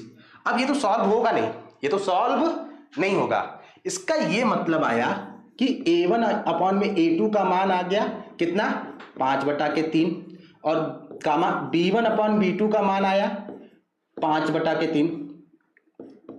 लेकिन जो c1/c2 है, जो c1/c2 आया, ठीक है ना, इसको थोड़ा सॉल्व कर लेते हैं तो 18 × 90 होता है, 18 × 90 होता है और बटा के कितना हो जाएगा 19। ठीक है ना, ठीक है, समझिएगा बात। देखिए ये दोनों अनुपात तो बराबर है लेकिन तीसरा वाला अनुपात बराबर नहीं है। जब तीसरा वाला अनुपात बराबर नहीं है मतलब a1/a2 b1/b2 का अनुपात बराबर है लेकिन c1/c2 का अनुपात बराबर नहीं है, तो मैं क्या कर सकता हूं, मैं यही कहूंगा ना सर कि सर इसका भी कोई हल नहीं होगा, इसका भी कोई हल नहीं होगा, क्योंकि वो समांतर रेखाएं हो जाएंगी। वो कौन सी रेखाएं हो जाएंगी, समांतर रेखाएं हो जाएंगी। जब समांतर रेखाएं हो जाएंगी तो मैं ये कह सकता हूं कि सर इसका भी कोई हल नहीं होगा। ठीक है बेटा, चलिए आइए देख लीजिएगा, देखिएगा इसको। ठीक है, मैं इसको लिख लूंगा तो मैं लिखूंगा यहां पर a1/a2 ठीक है equal to b1/b2 is not equal to c1/c2। ठीक है ना, तब ये कौन सा, इसका क्या हो जाएगा ऑप्शन कोई हल नहीं। ठीक है, समझ रहे हैं बात, यही इसका ऑप्शन हो जाएगा। ठीक है, चलिए आइए अगला देखते हैं हम लोग सवाल। देखिएगा, अब अगला सवाल आपको क्या कह रहा है, अगला सवाल आपका क्या कह रहा है, कह रहा है कि समीकरण y = 0। सवाल अच्छा है, सवाल अच्छा है। ठीक है ना बेटा, करें कि समीकरण y बराबर 0 और समीकरण y इक्वल टू कितना दिया है -7 के युग्म। आपको दो समीकरण दे दिया है, ठीक है ना बेटा, आपको कितने समीकरण दे दिया है, 2 समीकरण दे दिया है। अब आपसे ये पूछ रहा है कि क्या इसका एक हल होगा, ठीक है ना, क्या इसके 2 हल होंगे, क्या इसके अपरिमित रूप से अनेक हल होंगे, या फिर इसका कोई हल नहीं है, या इसका कोई हल नहीं है, ठीक है ना बेटा। तो अगर इस तरह का सवाल रहेगा तो सीधे आप आ जाइएगा अपने किससे, कोऑर्डिनेट निर्देशांक से आ जाइएगा, ठीक है ना बेटा, निर्देशांक ज्यामिति से आ जाइएगा, ठीक है। अच्छा, निर्देशांक ज्यामिति से भी आएंगे तो अगर y इक्वल टू 0 का, अगर आप y इक्वल टू 0 का ग्राफ बनाएंगे, ठीक है ना, देखिएगा बात, ये आपका, ये जो है आपका क्या होता है, x एक्सिस होता है, ये आपका क्या होता है, y एक्सिस होता है, ठीक है, ये आपका क्या होता है, -x एक्सिस होता है, और ये आपका क्या होता है, -y एक्सिस होता है। समझिएगा बहुत ध्यान से बेटा ना, ठीक है, समझिएगा बहुत ध्यान से, ठीक है। अगर मैं y इक्वल टू 0 का ग्राफ बनाता हूं, अगर मैं y इक्वल टू 0 का ग्राफ बनाता हूं तो y इक्वल टू 0 का जो ग्राफ होगा, y इक्वल टू 0 का जो ग्राफ होगा, क्या इसी तरह होगा बेटा, y इक्वल टू जो 0 का होगा ग्राफ, यही तो होगा y इक्वल टू 0 का ग्राफ, ठीक है ना, क्योंकि x एक्सिस पर y का मान क्या होता है, 0 होता है, ठीक है बेटा, x एक्सिस पे y का मान क्या होता है, 0 होता है, तो ये जो ग्राफ होगा ये y का मान क्या हो जाएगा, 0 हो जाएगा, ठीक है ना बेटा, समझ रहे बात, समझ गए बात, ठीक है। अच्छा, अब दूसरा इक्वेशन क्या दिया है आपको, y इक्वल टू -7, तो देखिए ये y एक्स ऊपर होता है प्लस में होता है और नीचे क्या होता है, माइनस में होता है, तो मैंने मान लिया ये 1 है, ये 2 है, ये 3 है, ये 4 है, 5, यहीं पर कहीं पर -7 है, ठीक है, यहीं पर कहीं पर क्या है, -7 है, ठीक है, तो -7 है। अगर मैं उसका ग्राफ बनाता हूं,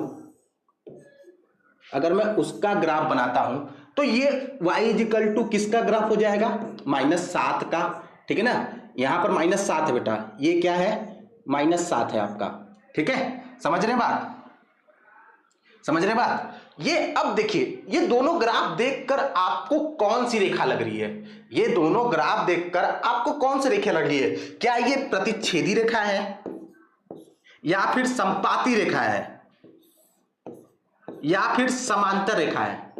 अगर समांतर रेखा होंगी तो जो समांतर रेखा होता है उनका कोई भी हल नहीं होता है, तो इसका भी आंसर कौन सा हो जाएगा, डी वाला, जिसका कोई हल नहीं है, ठीक है बेटा, समझ रहे बात। अच्छा, ये तो ये हो गया, ठीक है, चलिए समझ गए होंगे आप लोग, ठीक है ना। y इक्वल टू 0 का ग्राफ मतलब x एक्सिस पे y का मान क्या होता है, 0 होता है, तो इसीलिए मैं x एक्सिस के थ्रू y इक्वल टू 0 का बना लिया। और y इक्वल टू -7 का, तो देखिए क्या कर लिया, -7 में जा रहा है ना, माइनस में जा रहा है y, तो देखिए मैंने क्या कर लिया, 1 2 3 4 5 और ये 6 और यहां पर 7, इसका बना लिया। अब दोनों रेखाएं समांतर हैं तो कोई भी हल नहीं होगा। ये तो हो गया अभी तक यहां तक का बात। अब अगला सवाल हम लोग समझते हैं क्या कह रहा है। देखिए क्या कह रहा है सवाल, अगला कह रहा है कि एक अद्वितीय हल, अद्वितीय हल का मतलब क्या होता है, सिर्फ और सिर्फ कितने हल बेटा, एक हल, ठीक है ना बेटा, एक हल, ठीक है, एक हल। कह रहा है कि x का मान 2 है और y का मान कितना है, -3 है, वाले समीकरण का एक युग्म है। मतलब आपको यह बताना है कि इन चारों समीकरणों को आपको सॉल्व करना है और बताना है कि यहां पर किस समीकरण का मान, x का मान x इक्वल टू 2 है और y का मान, सॉल्व करने पर x का मान 2 है और y का मान -3 है, ठीक है बेटा। आपको यह बताना है कि चारों समीकरणों में किस समीकरण का मान, x का मान 2 है और y का मान -3 है, ठीक है, ठीक है ना। तो अगर आप समीकरण सॉल्व करने जा रहे हैं, देखो इसको दो तरीके से कर सकते हो, या तो फिर आप इसको समीकरण को सॉल्व कर लो, चारों समीकरण को सॉल्व कर लो, उससे निकाल लो, लेकिन एक नंबर का सवाल है मेरे भाई, एक नंबर का सवाल है मेरे भाई, तो चारों समीकरण सॉल्व करना बहुत कठिन नहीं हो जाएगा, ठीक है ना। दूसरा देखिए, दूसरा तरीका क्या कर लीजिए, अगर ध्यान दीजिएगा, अगर x का मान 2 और y का मान मैं कितना रख लूं -3 चारों समीकरण में, अगर x का मान 2 और y का मान -3 रखने पर अगर मेरा left hand side right hand side के बराबर आ जाता है, मेरा left hand side right hand side के क्या आ जाता है, बराबर आ जाता है, तो मैं कह दूंगा कि सर जब भाई देखो अगर मैं ये x का मान और y का मान रखूंगा, अगर left hand side right hand side के बराबर होगा तभी तो वो उसका हल होगा, तभी तो वो उसका हल होगा। समझ रहे बात? ठीक है ना। अगर आप एक्स वाई का मान रखते हैं किसी समीकरण में, अगर उसका लेफ्ट हैंड साइड और राइट हैंड साइड आपस में बराबर हो जाए, ठीक है ना, तभी उसका हल होता है, वो तभी उसका हल होगा। ठीक है, समझ रहे बात? आइए देखिए, देखिएगा, और दोनों इक्वेशन में, ये नहीं कि एक में आ गया दूसरे में नहीं आ रहा है तो वो उसका हल नहीं होगा बेटा। ठीक है ना, दोनों में आना चाहिए, left hand side right hand side के बराबर आना चाहिए एक्स और वाई का मान रखने पर। ठीक है, चलिए देखिए, देखिए क्या है, x का मान मैं यहीं पर रख रहा हूं बेटा। ठीक है, x का मान मैं 2 रख रहा हूं, तो यहां पर कितना हो जाएगा 2 प्लस y का मान कितना है -3 इजिकल टू कितना आना चाहिए बेटा, -1 आना चाहिए। ठीक है बेटा, -1 आएगा तभी सही होगा। ठीक है, इसको सॉल्व कर लेता हूं, तो यहां पर देखिए 2, ये प्लस माइनस क्या हो जाएगा -3 इजिकल टू -1। अगर मैं यहां पर सॉल्व करूंगा तो 3 में से 2 जाएगा तो 1 और चिन्ह बढ़ेगा। देखिए ये वाला तो बराबर आ गया, ये वाला तो बराबर आ गया। ठीक है ना, लेकिन इसको बराबर करने पर हम थोड़ी ना कर देंगे कि सर हाँ इसी का हल है वो। ठीक है ना, नहीं, दूसरे वाले में भी रख कर देखेंगे कि left hand side right hand side के बराबर है कि नहीं। ठीक है, चलिए x का मान अगर आप 2 रखते हैं, देखिए क्या है आपका, यहां पर देखिएगा, अगर आप x का मान 2 रखते हैं तो 2 गुणे यहां पर कितना लिख लेंगे 2 -3 गुणे यहां पर कितना रख लेंगे -3 इजिकल टू कितना दिया है -5। अब इसको सॉल्व करने पर -5 आएगा तभी आप कहेंगे कि सही है, नहीं तो फिर गलत है। ठीक है ना, समझ रहे हैं, तब ये इसका हल नहीं होगा। तो 2 दूना के कितना हो जाएगा 4 हो जाएगा, और देखिए माइनस माइनस मिलके ये प्लस, और 3 तरीक के 9 इजिकल टू कितना -5, और 9 4 जुटेंगे तो यहां पर 13 हो जाएगा, और यहां पर कितना हो जाएगा -5। ये तो बराबर नहीं आया, ये बराबर आया आपका नहीं आया। जब ये बराबर नहीं आया तो पहला ऑप्शन कट गया। ठीक है, अब जब पहला ऑप्शन कट गया तो हम लोग किस पे चलेंगे, दूसरे ऑप्शन पे। दूसरे ऑप्शन पे चलते बेटा, सॉल्व करते हैं। ठीक है ना, हमको x का मान कितना रखना है 2 रखना है, और y का मान कितना रखना है -3। ठीक है, दूसरे ऑप्शन पे चलते हैं। देखिए दूसरे वाले में रख रहे हैं बेटा, देखिएगा, देखिए 2 गुणे x का मान मैंने 2 रखा, ठीक है ना, फिर प्लस 5 गुणे y का मान कितना रखेंगे -3 इजिकल टू कितना आना चाहिए -11 आना चाहिए, इजिकल टू क्या आना चाहिए -11 आना चाहिए।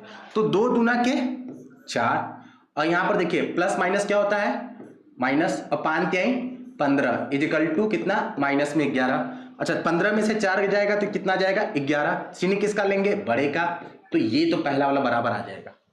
पहले वाले के बराबर आने से तो हम थोड़ी ना बोल देंगे, हमको दूसरा वाला भी चेक करना है, हमको दूसरा वाला भी चेक करना पड़ेगा। ठीक है बेटा, तो दूसरा वाला हम लोग यहां पर चेक कर लेते हैं, दूसरा वाला यहां पर चेक कर लेते हैं। देखिए 4 गुणे x का मान कितना रखूंगा 2, ठीक है, ये प्लस 10 गुणे y का मान मैं कितना रखूंगा -3 इजिकल टू मुझे कितना लाना है -22 लाना है। ठीक है ना, तो यहां पर 4 दूना की कितना हो जाएगा 8 हो जाएगा, और यहां प्लस माइनस कितना हो जाएगा -10 तिया 30 इजिकल टू कितना हो जाएगा -22।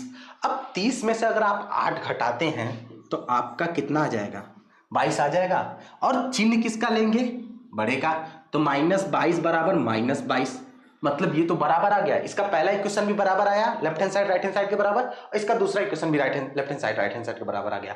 ठीक है ना, तो मैं ये कह सकता हूं कि सर इसका जो बी वाला होगा वो सही होगा, मतलब इस बी वाले रैखिक समीकरण युग्म के लिए वो x का मान 2 और y का मान -3 होगा।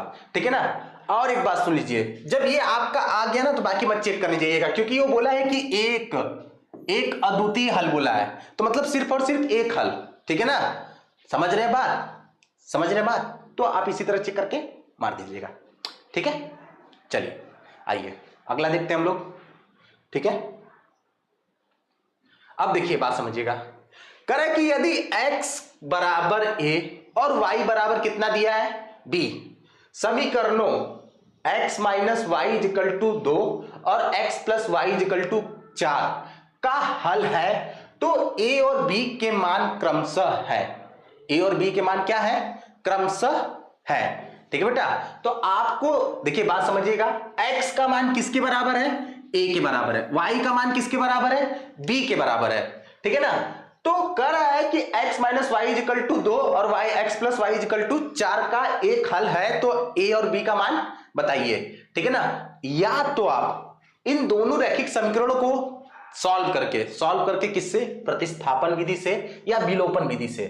ठीक है ना, वज्रगुणनखंड विधि भी होता है लेकिन मैंने पढ़ाया नहीं है उसको, वो सिलेबस में है ही नहीं। तो आप दोनों विधि से इसको सॉल्व करके x और y का मान निकाल लीजिए। तो x का मान जब a के बराबर होगा तो a x के बराबर हो गया, y b के बराबर है तो b का y के बराबर हो जाएगा। समझ रहे हैं बात इतना? ठीक है ना, उससे निकाल सकते हैं, या तो आपको 4 ऑप्शन दिया है, ठीक है ना, आप उससे भी निकाल सकते हैं। ठीक है बेटा, ठीक है, समझ रहे बात? चारों ऑप्शन से भी आप देखकर निकाल सकते हैं। ठीक है, चलिए मैं पहले वाले ऑप्शन से करवाता हूं, दूसरे वाले ऑप्शन से भी करवाऊंगा। ठीक है, देखिए यहां पर देखिए x minus y equal to कितना दिया है? 2 दिया है, और x plus y equal to कितना दिया है? 4 दिया है। ठीक है ना, समझ रहे बात? ठीक है, मैं विलोपन विधि से जा रहा हूं। विलोपन विधि में क्या होता है कि आपको एक चर को हटाना रहता है, किसी एक चर को क्या करना रहता है? हटाना रहता है। तो मैंने वाई वाई को दोनों समीकरण को जोड़ लिया है। ठीक है, समझ रहे बात? तो यहां पर कितना हो जाएगा? 2x, और यहां पर 4 2 कितना हो जाएगा? 6, और x का मान निकालूंगा तो 6 बटा के कितना लिखूंगा? 2, तो कितना हो जाएगा? 3। आपका जो x का मान आ गया, x का मान आ गया 3 आ गया। आपका x का मान कितना आ गया? 3 आ गया। ठीक है ना, अब x का मान आप चाहे समीकरण 1 में रख लीजिए चाहे समीकरण 2 में रख लीजिए, आपको y का मान मिल जाएगा। ठीक है, तो x का मान समीकरण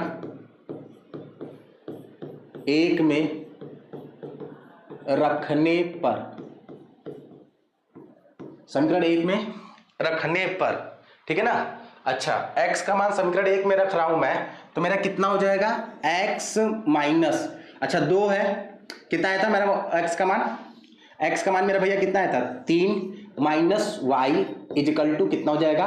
2, तो 3, अच्छा y उधर कर दूंगा और 2 को इधर लेकर आता हूं, तो ये ही हो जाएगा बेटा, क्योंकि 2 उधर प्लस में है, इधर आएगा तो किस में हो जाएगा? माइनस में। y इधर माइनस में, उधर जाएगा तो किस में हो जाएगा? प्लस में। 3 में से 2 घटाया तो मेरे पास कितना बचा? y का मान कितना हो गया? 1 हो गया। ठीक है ना, तो y का मान 1 हो गया। अच्छा, ये तो आ गया मेरा आंसर, x और y का मान आया, लेकिन हमसे पूछा किसका मान था?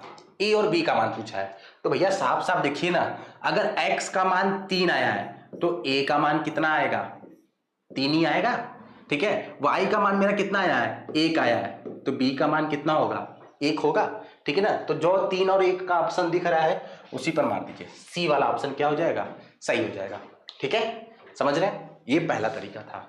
दूसरा तरीका आप क्या कर सकते हैं कि आप जैसे 4 ऑप्शन दिए हैं ना आपको, 4 ऑप्शन देख लीजिए, यही मान लीजिए, यही देखिए आप, अगर यहाँ पर 3 और 1 रखते हैं तो दोनों इक्वेशन का जो लेफ्ट हैंड साइड होगा वो राइट हैंड साइड के बराबर होगा।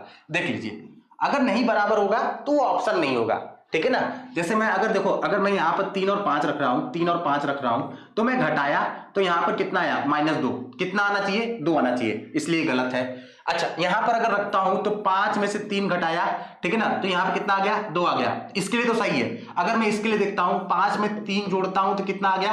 8 आ गया। कितना आना चाहिए? 4, इसके लिए गलत है, तो ये भी ऑप्शन गलत हो गया। देखिए, इसके लिए रखता हूं तो 3 में से 1 घटाया, कितना आ गया? 2 आ गया, और 3 में आप 1 जोड़ेंगे, कितना आ जाएगा? 4 आ जाएगा। दोनों के लिए बराबर आ रहा है, तो यही ऑप्शन सही हो जाएगा बेटा। समझ रहे बात? यही बात बताना चाह रहा हूं मैं आप लोगों को। ठीक है, समझ गए? 2 तरीके से कर सकते हैं आप। ठीक है, अब आपको जो भी सिंपल लगे उसी से कर लीजिएगा आप लोग। चलिए, ये आप लोग करेंगे, ये होमवर्क रहेगा। ठीक है, ये वाला सवाल आपको क्या रहेगा? होमवर्क रहेगा, क्योंकि उसमें कुछ है नहीं। ठीक है, समझ रहे बात? चलिए, x और y का मान ही बताना है, तुरंत हो जाएगा। या तो मुंह जबानी कर दूं, देखिए x का मान आपका कितना आ जाएगा? 2 आ जाएगा ना बेटा। x का मान कितना आ जाएगा? 2 आ जाएगा, और अगर x का मान 2 रखूंगा तो y का मान 0, बी वाला सही होगा, बी वाला क्या हो जाएगा, सही हो जाएगा। ठीक है, आप लोग करिएगा एक बार। अब सवाल देखिए, बढ़िया है। देखिए कह रहा है कि अरुणा के पास केवल 1 रुपए के और 2 रुपए के सिक्के हैं। ठीक है ना, कितने रुपए के सिक्के बेटा, 1 रुपए का सिक्का है उसके पास और 2 रुपए का सिक्का है। ठीक है, यदि बात समझिएगा बेटा, 1 रुपए का सिक्का है और 2 रुपए के सिक्के हैं, यदि उसके पास कुल 50 सिक्के हैं। आइए आगे एक बात सुनिए बात, ठीक है ना। तो कह रहा है और तथा कुल धनराशि कितना रुपए है, 75 रुपए है। तो 1 और 2 रुपए की संख्याएं क्रमशः है। मतलब आपको यह बताना है, देखिए सवाल में पूछ क्या रहा है आपसे, सवाल में यह पूछ रहा है कि जो अरुणा के पास है वो 1 रुपए का सिक्का है उसके पास है या तो 2 रुपए का सिक्का है। 2 ही सिक्के हैं, या तो 1 रुपए का सिक्का है या तो 2 रुपए का सिक्का है। ठीक है ना, समझिएगा, 1 और 2 रुपए के सिक्के हैं उसके पास। ठीक है, अच्छा यदि उसके पास कुल 50 सिक्के हैं, कितने सिक्के हैं बेटा, 50 सिक्के हैं, 1 रुपए का सिक्का और 2 रुपए का सिक्का मिलाकर, और कुल धनराशि कितना रुपया हो रहा है, 75 रुपए हो रहा है। ठीक है बेटा, तो कह रहा है कि 1 और 2 रुपए के सिक्के की संख्या है, मतलब आपको यह बताना है कि 1 रुपया का जो सिक्का है वो कितना है और 2 रुपए का सिक्का कितना है ये बताना है। ठीक है ना, तो आगे एक बात देखिए, सॉल्व करने उतना नहीं जाएंगे हम लोग, शॉर्ट मेथड लगाकर तुरंत कर लेंगे। अच्छा, कुल कितने सिक्के हैं उसके पास, 50 सिक्के हैं। तो चारों ऑप्शन देख लीजिए, क्या सब में 50 सिक्के आ रहे हैं। देखिए 35 ये, 15 ये, इसको जोड़ेंगे तो कितना आ जाएगा, 50। मतलब ये वाला भी है ऑप्शन में, 35 सिक्के ये और 50। 35 और 50 कितने होते हैं, 35 और 50 कितने होते हैं बेटा, 55 होते हैं। बोला किसना कितना है वो, 85 सिक्का बोला है, या तो 55 सिक्का आ गया, तो ये वाला भाग क्या हो जाएगा, गलत हो जाएगा, मतलब ये ऑप्शन कट गया आपका। ठीक है ना। अच्छा यहां पर भी देखिए 35 और 15, ठीक है ना, 35 और 15 अगर आप देखेंगे तो ये भी 50 आएगा, मतलब ये ऑप्शन में है आपके। ठीक है ना, और यहां 25 बोला है तो ये भी आपके ऑप्शन में है। ठीक है ना। अच्छा अब थोड़ा सा ध्यान दीजिएगा बेटा, अब हम लोग सिक्के वाली से बात तो एक ठो कट गया, अब हम लोग जो धनराशि है उसके पास, 1 रुपए का सिक्का मिलाकर और 2 रुपए का सिक्का मिलाकर, ठीक है ना, वो कितना रुपया है उसके पास, 75 रुपए है। ठीक है ना, तो 1 रुपए पहले आया है, 2 रुपए का सिक्का बाद में आया है। ठीक है ना, तो अगर मैं 1 रुपए के सिक्का से अगर 35 का गुणा करूंगा, ध्यान दीजिएगा बेटा, अगर मैं 1 रुपए के सिक्के से 35 का गुणा करूंगा तो 35 रुपए तो ये हो जाएगा। ठीक है, और यहां पर अगर 2 रुपए 15 में से 2 रुपए का गुणा करता हूं तो 15 दूना के 30 रुपए ये आ जाएगा। ठीक है ना, ये 1 रुपए का सिक्का का है और ये 2 रुपए का सिक्के का है। ठीक है ना, तो 35 से गुणा किया, मतलब 1 रुपए का सिक्का का 35 से गुणा किया तो 35 रुपए, और यहां पर कितना आ गया, 15 रुपए। अगर मैं इसको जोड़ूंगा तो 35 और 30 कितने रुपए हो जाएंगे, 65 रुपए, लेकिन कहां कितना है, 75 रुपए, मतलब ये वाला ऑप्शन क्या हो जाएगा, गलत हो जाएगा। ठीक है ना, ये वाला भी कट गया, ये वाला तो कटा ही ऑलरेडी। अब इसको देखते हैं हम लोग, इसको देखते हैं। 1 रुपए के सिक्के से अगर मैं गुणा करता हूं, अगर मैं 1 रुपए के सिक्के से गुणा करता हूं, ठीक है ना, अच्छा 35 रुपए तो यहां से हो गया, और 30 कितना होता है, 65 होता है क्या। ठीक है, चलिए, अच्छा अगर मैं यहां से गुणा करता हूं 1 रुपए के सिक्के से, 1 रुपए के सिक्के से, तो 15 रुपए यहां पर आ जाएगा, 15 रुपए क्या हो जाएगा, यहां पर आ जाएगा। ठीक है, और अगर मैं यहां पर 35 रुपए से गुणा करता हूं, अगर मैं यहां पर 35 रुपए से गुणा करता हूं, यदि उसके पास कुल 50 सिक्के हैं तो ये 55 सिक्का हो जाएगा। सवाल ही उसने 25 रुपए यहां से हो गया, चलिए ठीक ठीक ठीक ठीक ठीक ठीक। देखिए अब यहां से अगर मैं 1 रुपए के सिक्के से करूंगा तो 1 रुपए से गुणा करूंगा तो यहां पर कितना आ जाएगा, 15 रुपए यहां पर आ जाएगा, और 35 यहां पर देखिएगा बात 35 है ना, तो इसमें 2 रुपए का गुणा करूंगा तो कितना आ जाएगा मेरा, 70 रुपया, क्योंकि 35 दूना के कितना होता है, 70। तो देखिए 15 रुपया, ये 70 रुपया, ये 1 रुपए का सिक्का से और ये 2 रुपए के सिक्के से। ठीक है ना, अगर मैं इसको जोड़ता हूं तो 70 में 15 जोड़ूंगा तो मेरा कितना आ जाएगा, 85 रुपया आ जाएगा। क्या 85 रुपया है मेरा, नहीं भैया, कितना है, 75 रुपए, तो सी वाला भी ऑप्शन कट गया। ठीक है। अच्छा अगला मैं देखता हूं, ये 25 रुपए है ना, 25 रुपए अगर 1 रुपए से गुणा किया तो मेरा 25 रुपए आ गया, ठीक है ना। और अगर 25 में अगर मैं 2 रुपए का गुणा करूंगा तो मेरा कितना आ जाएगा, 50 रुपए आ जाएगा। और इन दोनों को जोड़ूंगा तो मेरा कितना आ जाएगा, 75 रुपया। और 75 रुपया आ गया तो मेरा ये वाला जो ऑप्शन हो जाएगा वो सही हो जाएगा। समझ में आया बेटा आप लोगों को? ये था चौथा, डी था। ठीक है बेटा, समझ रहे बात? आइए ठीक है, अगर देख लीजिएगा एक बार फिर से इसको दोहरा कर देख लेंगे, आराम से आ जाएगा, कुछ है नहीं इसमें, ठीक है ना।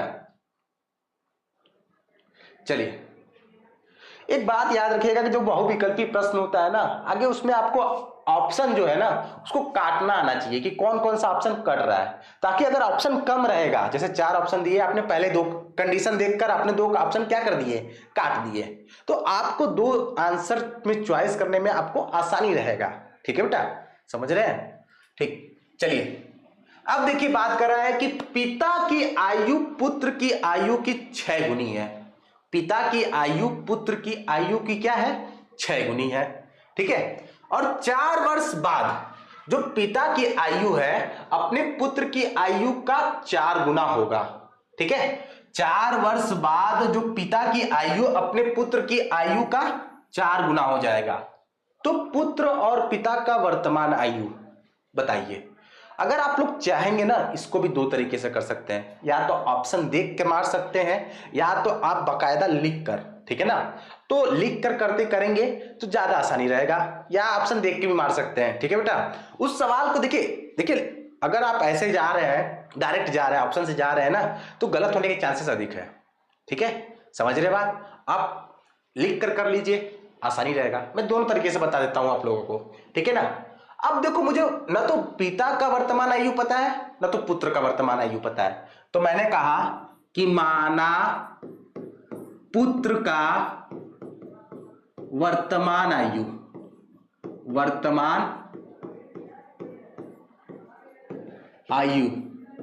कितना मान लिया भैया, x, ठीक है ना। और पिता का वर्तमान आयु मैंने कितना मान लिया, y मान लिया, ठीक है बेटा। देखिएगा पिता की आयु पुत्र की आयु का 6 गुना है। जो पिता का आयु है वो पुत्र की आयु का 6 गुना है। ये मेरा कौन सा इक्वेशन हो गया, पहला वाला इक्वेशन हो गया, ठीक है ना। अब उसने कहा 4 वर्ष बाद, ये तो वर्तमान आयु है दोनों का। अगर मैं 4 वर्ष देखूंगा बाद तो जो पुत्र का आयु होगा वो कितना हो जाएगा, x प्लस कितना हो जाएगा, 4 हो जाएगा। और जो पिता का आयु होगा 4 वर्ष बाद वो कितना हो जाएगा, y प्लस कितना हो जाएगा बेटा, 4 हो जाएगा। यही तो कह रहा है सवाल में, ठीक है ना। तो देखिएगा बात, पुत्र का जो आयु हो जाएगा वो x प्लस 4 और पिता का जो आयु हो जाएगा वो y प्लस 4। तो मैं यहां पर देखिए क्या कर रहा है कि 4 वर्ष बाद पिता की आयु कितनी थी, y प्लस 4 था, ठीक है ना। कह रहा है कि पुत्र की आयु के मतलब x प्लस 4 के 4 गुनी हो जाती है, मतलब 4 गुना हो जाता है, ठीक है ना। अब इसको थोड़ा सा आप सॉल्व कर लीजिए। देखिए ये y प्लस 4 ये हो गया, और यहां पर अगर आप सॉल्व करेंगे तो 4x और प्लस 4 चौके 16 हो जाएगा, ठीक है ना। अब मैं प्रतिस्थापन विधि लगाऊंगा। प्रतिस्थापन मतलब y का मान मैं क्या करूंगा, 6x रखूंगा यहां पर, ठीक है ना। तो यहां पर y का मान मैं रख रहा हूं, देख लीजिएगा, यहां 6x हो गया, ये प्लस 4 हो गया, यहां कितना हो गया, 4x हो गया, और ये प्लस कितना हो जाएगा, 16 हो जाएगा। अब 4x प्लस में x वाले को एक तरफ कर लेता हूं और जो कांस्टेंट है उसको एक तरफ, तो 6x minus 4x is equal to 16 minus कितना हो जाएगा, 4 हो जाएगा। तो यहां पर से 2x हो जाएगा और यहां पर से कितना हो जाएगा, 12 हो जाएगा। अगर मैं काटूं यहां पर तो x का मान कितना आ जाएगा, 6।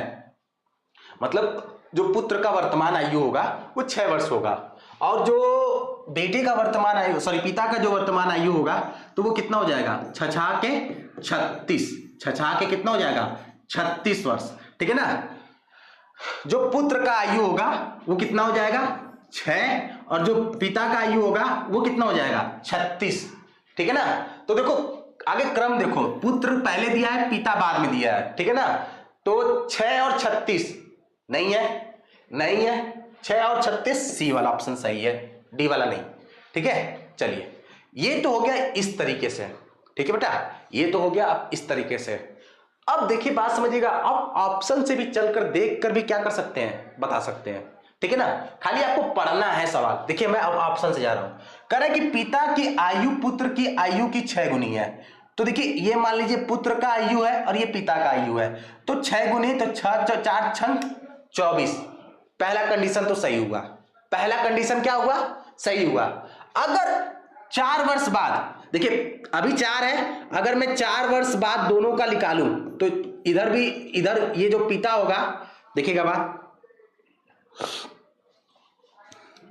4 वर्ष अगर बाद निकालूं तो जो पुत्र का आयु होगा वो 8 वर्ष हो जाएगा, और जो पिता का आयु होगा उसमें भी 4 जोड़ूंगा तो ये कितना हो जाएगा, 28 हो जाएगा कि नहीं हो जाएगा।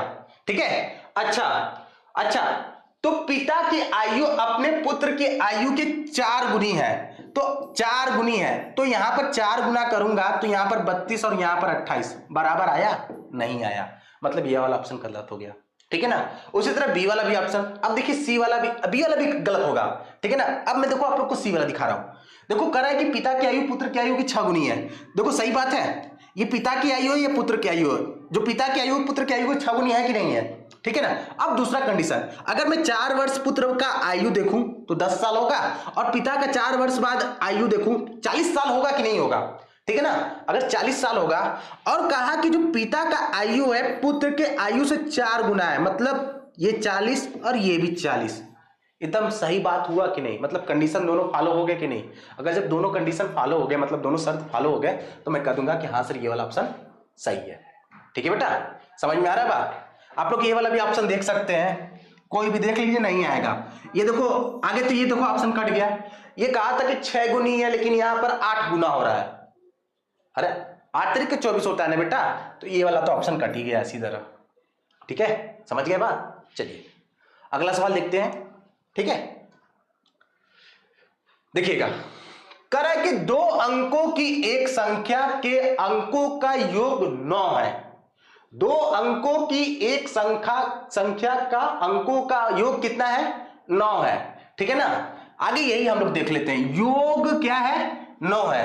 तो ऑप्शन देख लेते हैं आगे। अच्छा पूरा पढ़ लेते हैं। यदि इसमें 27 जोड़े तो इस संख्या के अंक पलट जाते हैं। अगर जो संख्या बन रहा है, ठीक है ना, अगर उसमें आप तुम 27 जोड़ देते हो, क्या जोड़ रहे हो, 27 जोड़ रहे हो, तो इस संख्या के अंक क्या हो जाते हैं, पलट जाते हैं। तो वो संख्या है। ठीक है ना, तो आगे सब अंक को देखो, बात समझिएगा। जैसे मैंने अगर ये 25 लिखा है तो ये आपका इकाई अंक होता है, ये आपका क्या होता है, इकाई अंक होता है, अंक होता है बेटा ना, और ये जो होता है आपका दहाई अंक होता है बेटा। ठीक है बेटा, और ये जो पूरा होगा इसको संख्या बोलते हैं। ठीक है, समझ रहे बात, समझ रहे हैं। ठीक है ना, तो आगे हम लोग पहले कंडीशन को देखते हैं। कह रहा है कि एक संख्या के अंकों का योग 9 है, तो यही एक इकाई अंक है, ये दहाई अंक है। अगर इनको जोड़ें तो 5 और 2 जोड़ेंगे तो कितना आ जाएगा, 7। बोला कितना है, 9। पहला वाला ऑप्शन गलत। ठीक है, अच्छा यहां पर देख लेते हैं, 7 में 2 जोड़ते हैं तो यहां पर क्या आ जाएगा, 9 आ जाएगा। मतलब कंडीशन सही है, पहला कंडीशन फॉलो कर रहा है, दूसरा कंडीशन फॉलो करेगा तभी हम लोग जाएंगे। यहां पर देख लेते हैं 6 और 3 कितना है, 9 होता है, ये भी सही है अभी तक। ठीक है ना, और यहां पर देख लेते हैं तो यहां पर कौन सा हो जाएगा, 9 हो जाएगा। दोनों अंकों को जोड़ेंगे तो कितना आ जाएगा, 9। मतलब पहला कंडीशन ये तीनों ऑप्शन क्या कर रहे हैं, फॉलो कर रहे हैं। अब दूसरा देखो, यदि इसमें 27 जोड़ ले, देखो बात समझना, अगर मैं 27 जोड़ लेता हूं तो 27 जोड़ूंगा तो कितना हो जाएगा, 7 2 9 और 7 2 9। ठीक है ना, 99 आ गया। तो इस संख्या के अंक पलट जाते हैं। अगर आप लोग जो संख्या है, अगर आप उसमें 27 जोड़ रहे हो ना, तो अगर ये संख्या है तो अगर आप इसमें 27 जोड़ोगे तो आपका कितना आना चाहिए, 72 में अगर 27 जोड़ रहे हो, अगर 72 में आपको 27 जोड़ रहे हो तो आपका कितना आना चाहिए, 27। लेकिन आ कितना रहा है, 99। मतलब दूसरा कंडीशन फॉलो नहीं कर रहा है। एक बार प्यार से फिर से देखेंगे बेटा, कह रहा है ना कि यदि इसमें 27 जोड़े, ये तो संख्या है, अब अगर इसमें तुम 27 जोड़ रहे हो तो कह रहा है कि इसकी संख्या के अंक पलट जाते हैं। अंक मतलब 2 पहले आ जाएगा और 7 बाद में आ जाएगा अगर 27 जोड़ रहे हो तो, ठीक है ना, इस कंडीशन इसके लिए, ठीक है ना। तो 27 जोड़ा तो मेरा कितना आ गया, 99 आ गया, लेकिन आना कितना चाहिए बेटा, 27 आना चाहिए। तो इसलिए ये ऑप्शन क्या हो जाएगा, गलत, मतलब 2 ऑप्शन कट गया, ठीक है ना। अच्छा अगर मैं इन दोनों में 27 जोड़ता हूं, अगर मैं जैसे 27 जोड़ूंगा तो मेरा कितना आना चाहिए, 36 आना चाहिए। क्यों, क्योंकि भैया अंक पलट जाएंगे तो 3 पहले आ जाएगा, 6 बाद में आ जाएगा। तो अगर 27 जोड़ता हूं तो यहां पर कितना आ गया, 9, और यहां पर कितना हो जाएगा, 6 2 8 आ जाएगा। सही बात है भैया, यही ना आएगा। हमको लाना कितना है, 36, ये भी ऑप्शन गलत, ठीक है ना। अच्छा अगर मैं इसमें 27 जोड़ता हूं तो मेरा कितना आना चाहिए, 63 आना चाहिए। देख लेते हैं भैया, 6 7 13 और 3 2 5 1 6, मतलब ये दोनों कंडीशन को फुलफिल कर रहा है। दोनों जो शर्त है इनके देखो अंकों का योग भी 9 आ रहा है, 9 सही है। और इसमें अगर 27 जोड़ दे रहे हैं तो जो संख्या है उसके अंक पलट जा रहे हैं, पलट रहे हैं कि नहीं बेटा, अगर 27 जोड़ रहे हो तो अंक पलट रहे हैं कि नहीं, तो इसका ये मतलब होगा कि डी वाला ऑप्शन आपका सही होगा। ठीक है बेटा, समझ रहे बात, ठीक है। बस आज के लिए इतना ही, उम्मीद करता हूं आप लोगों को समझ में आया होगा। ठीक है, धन्यवाद।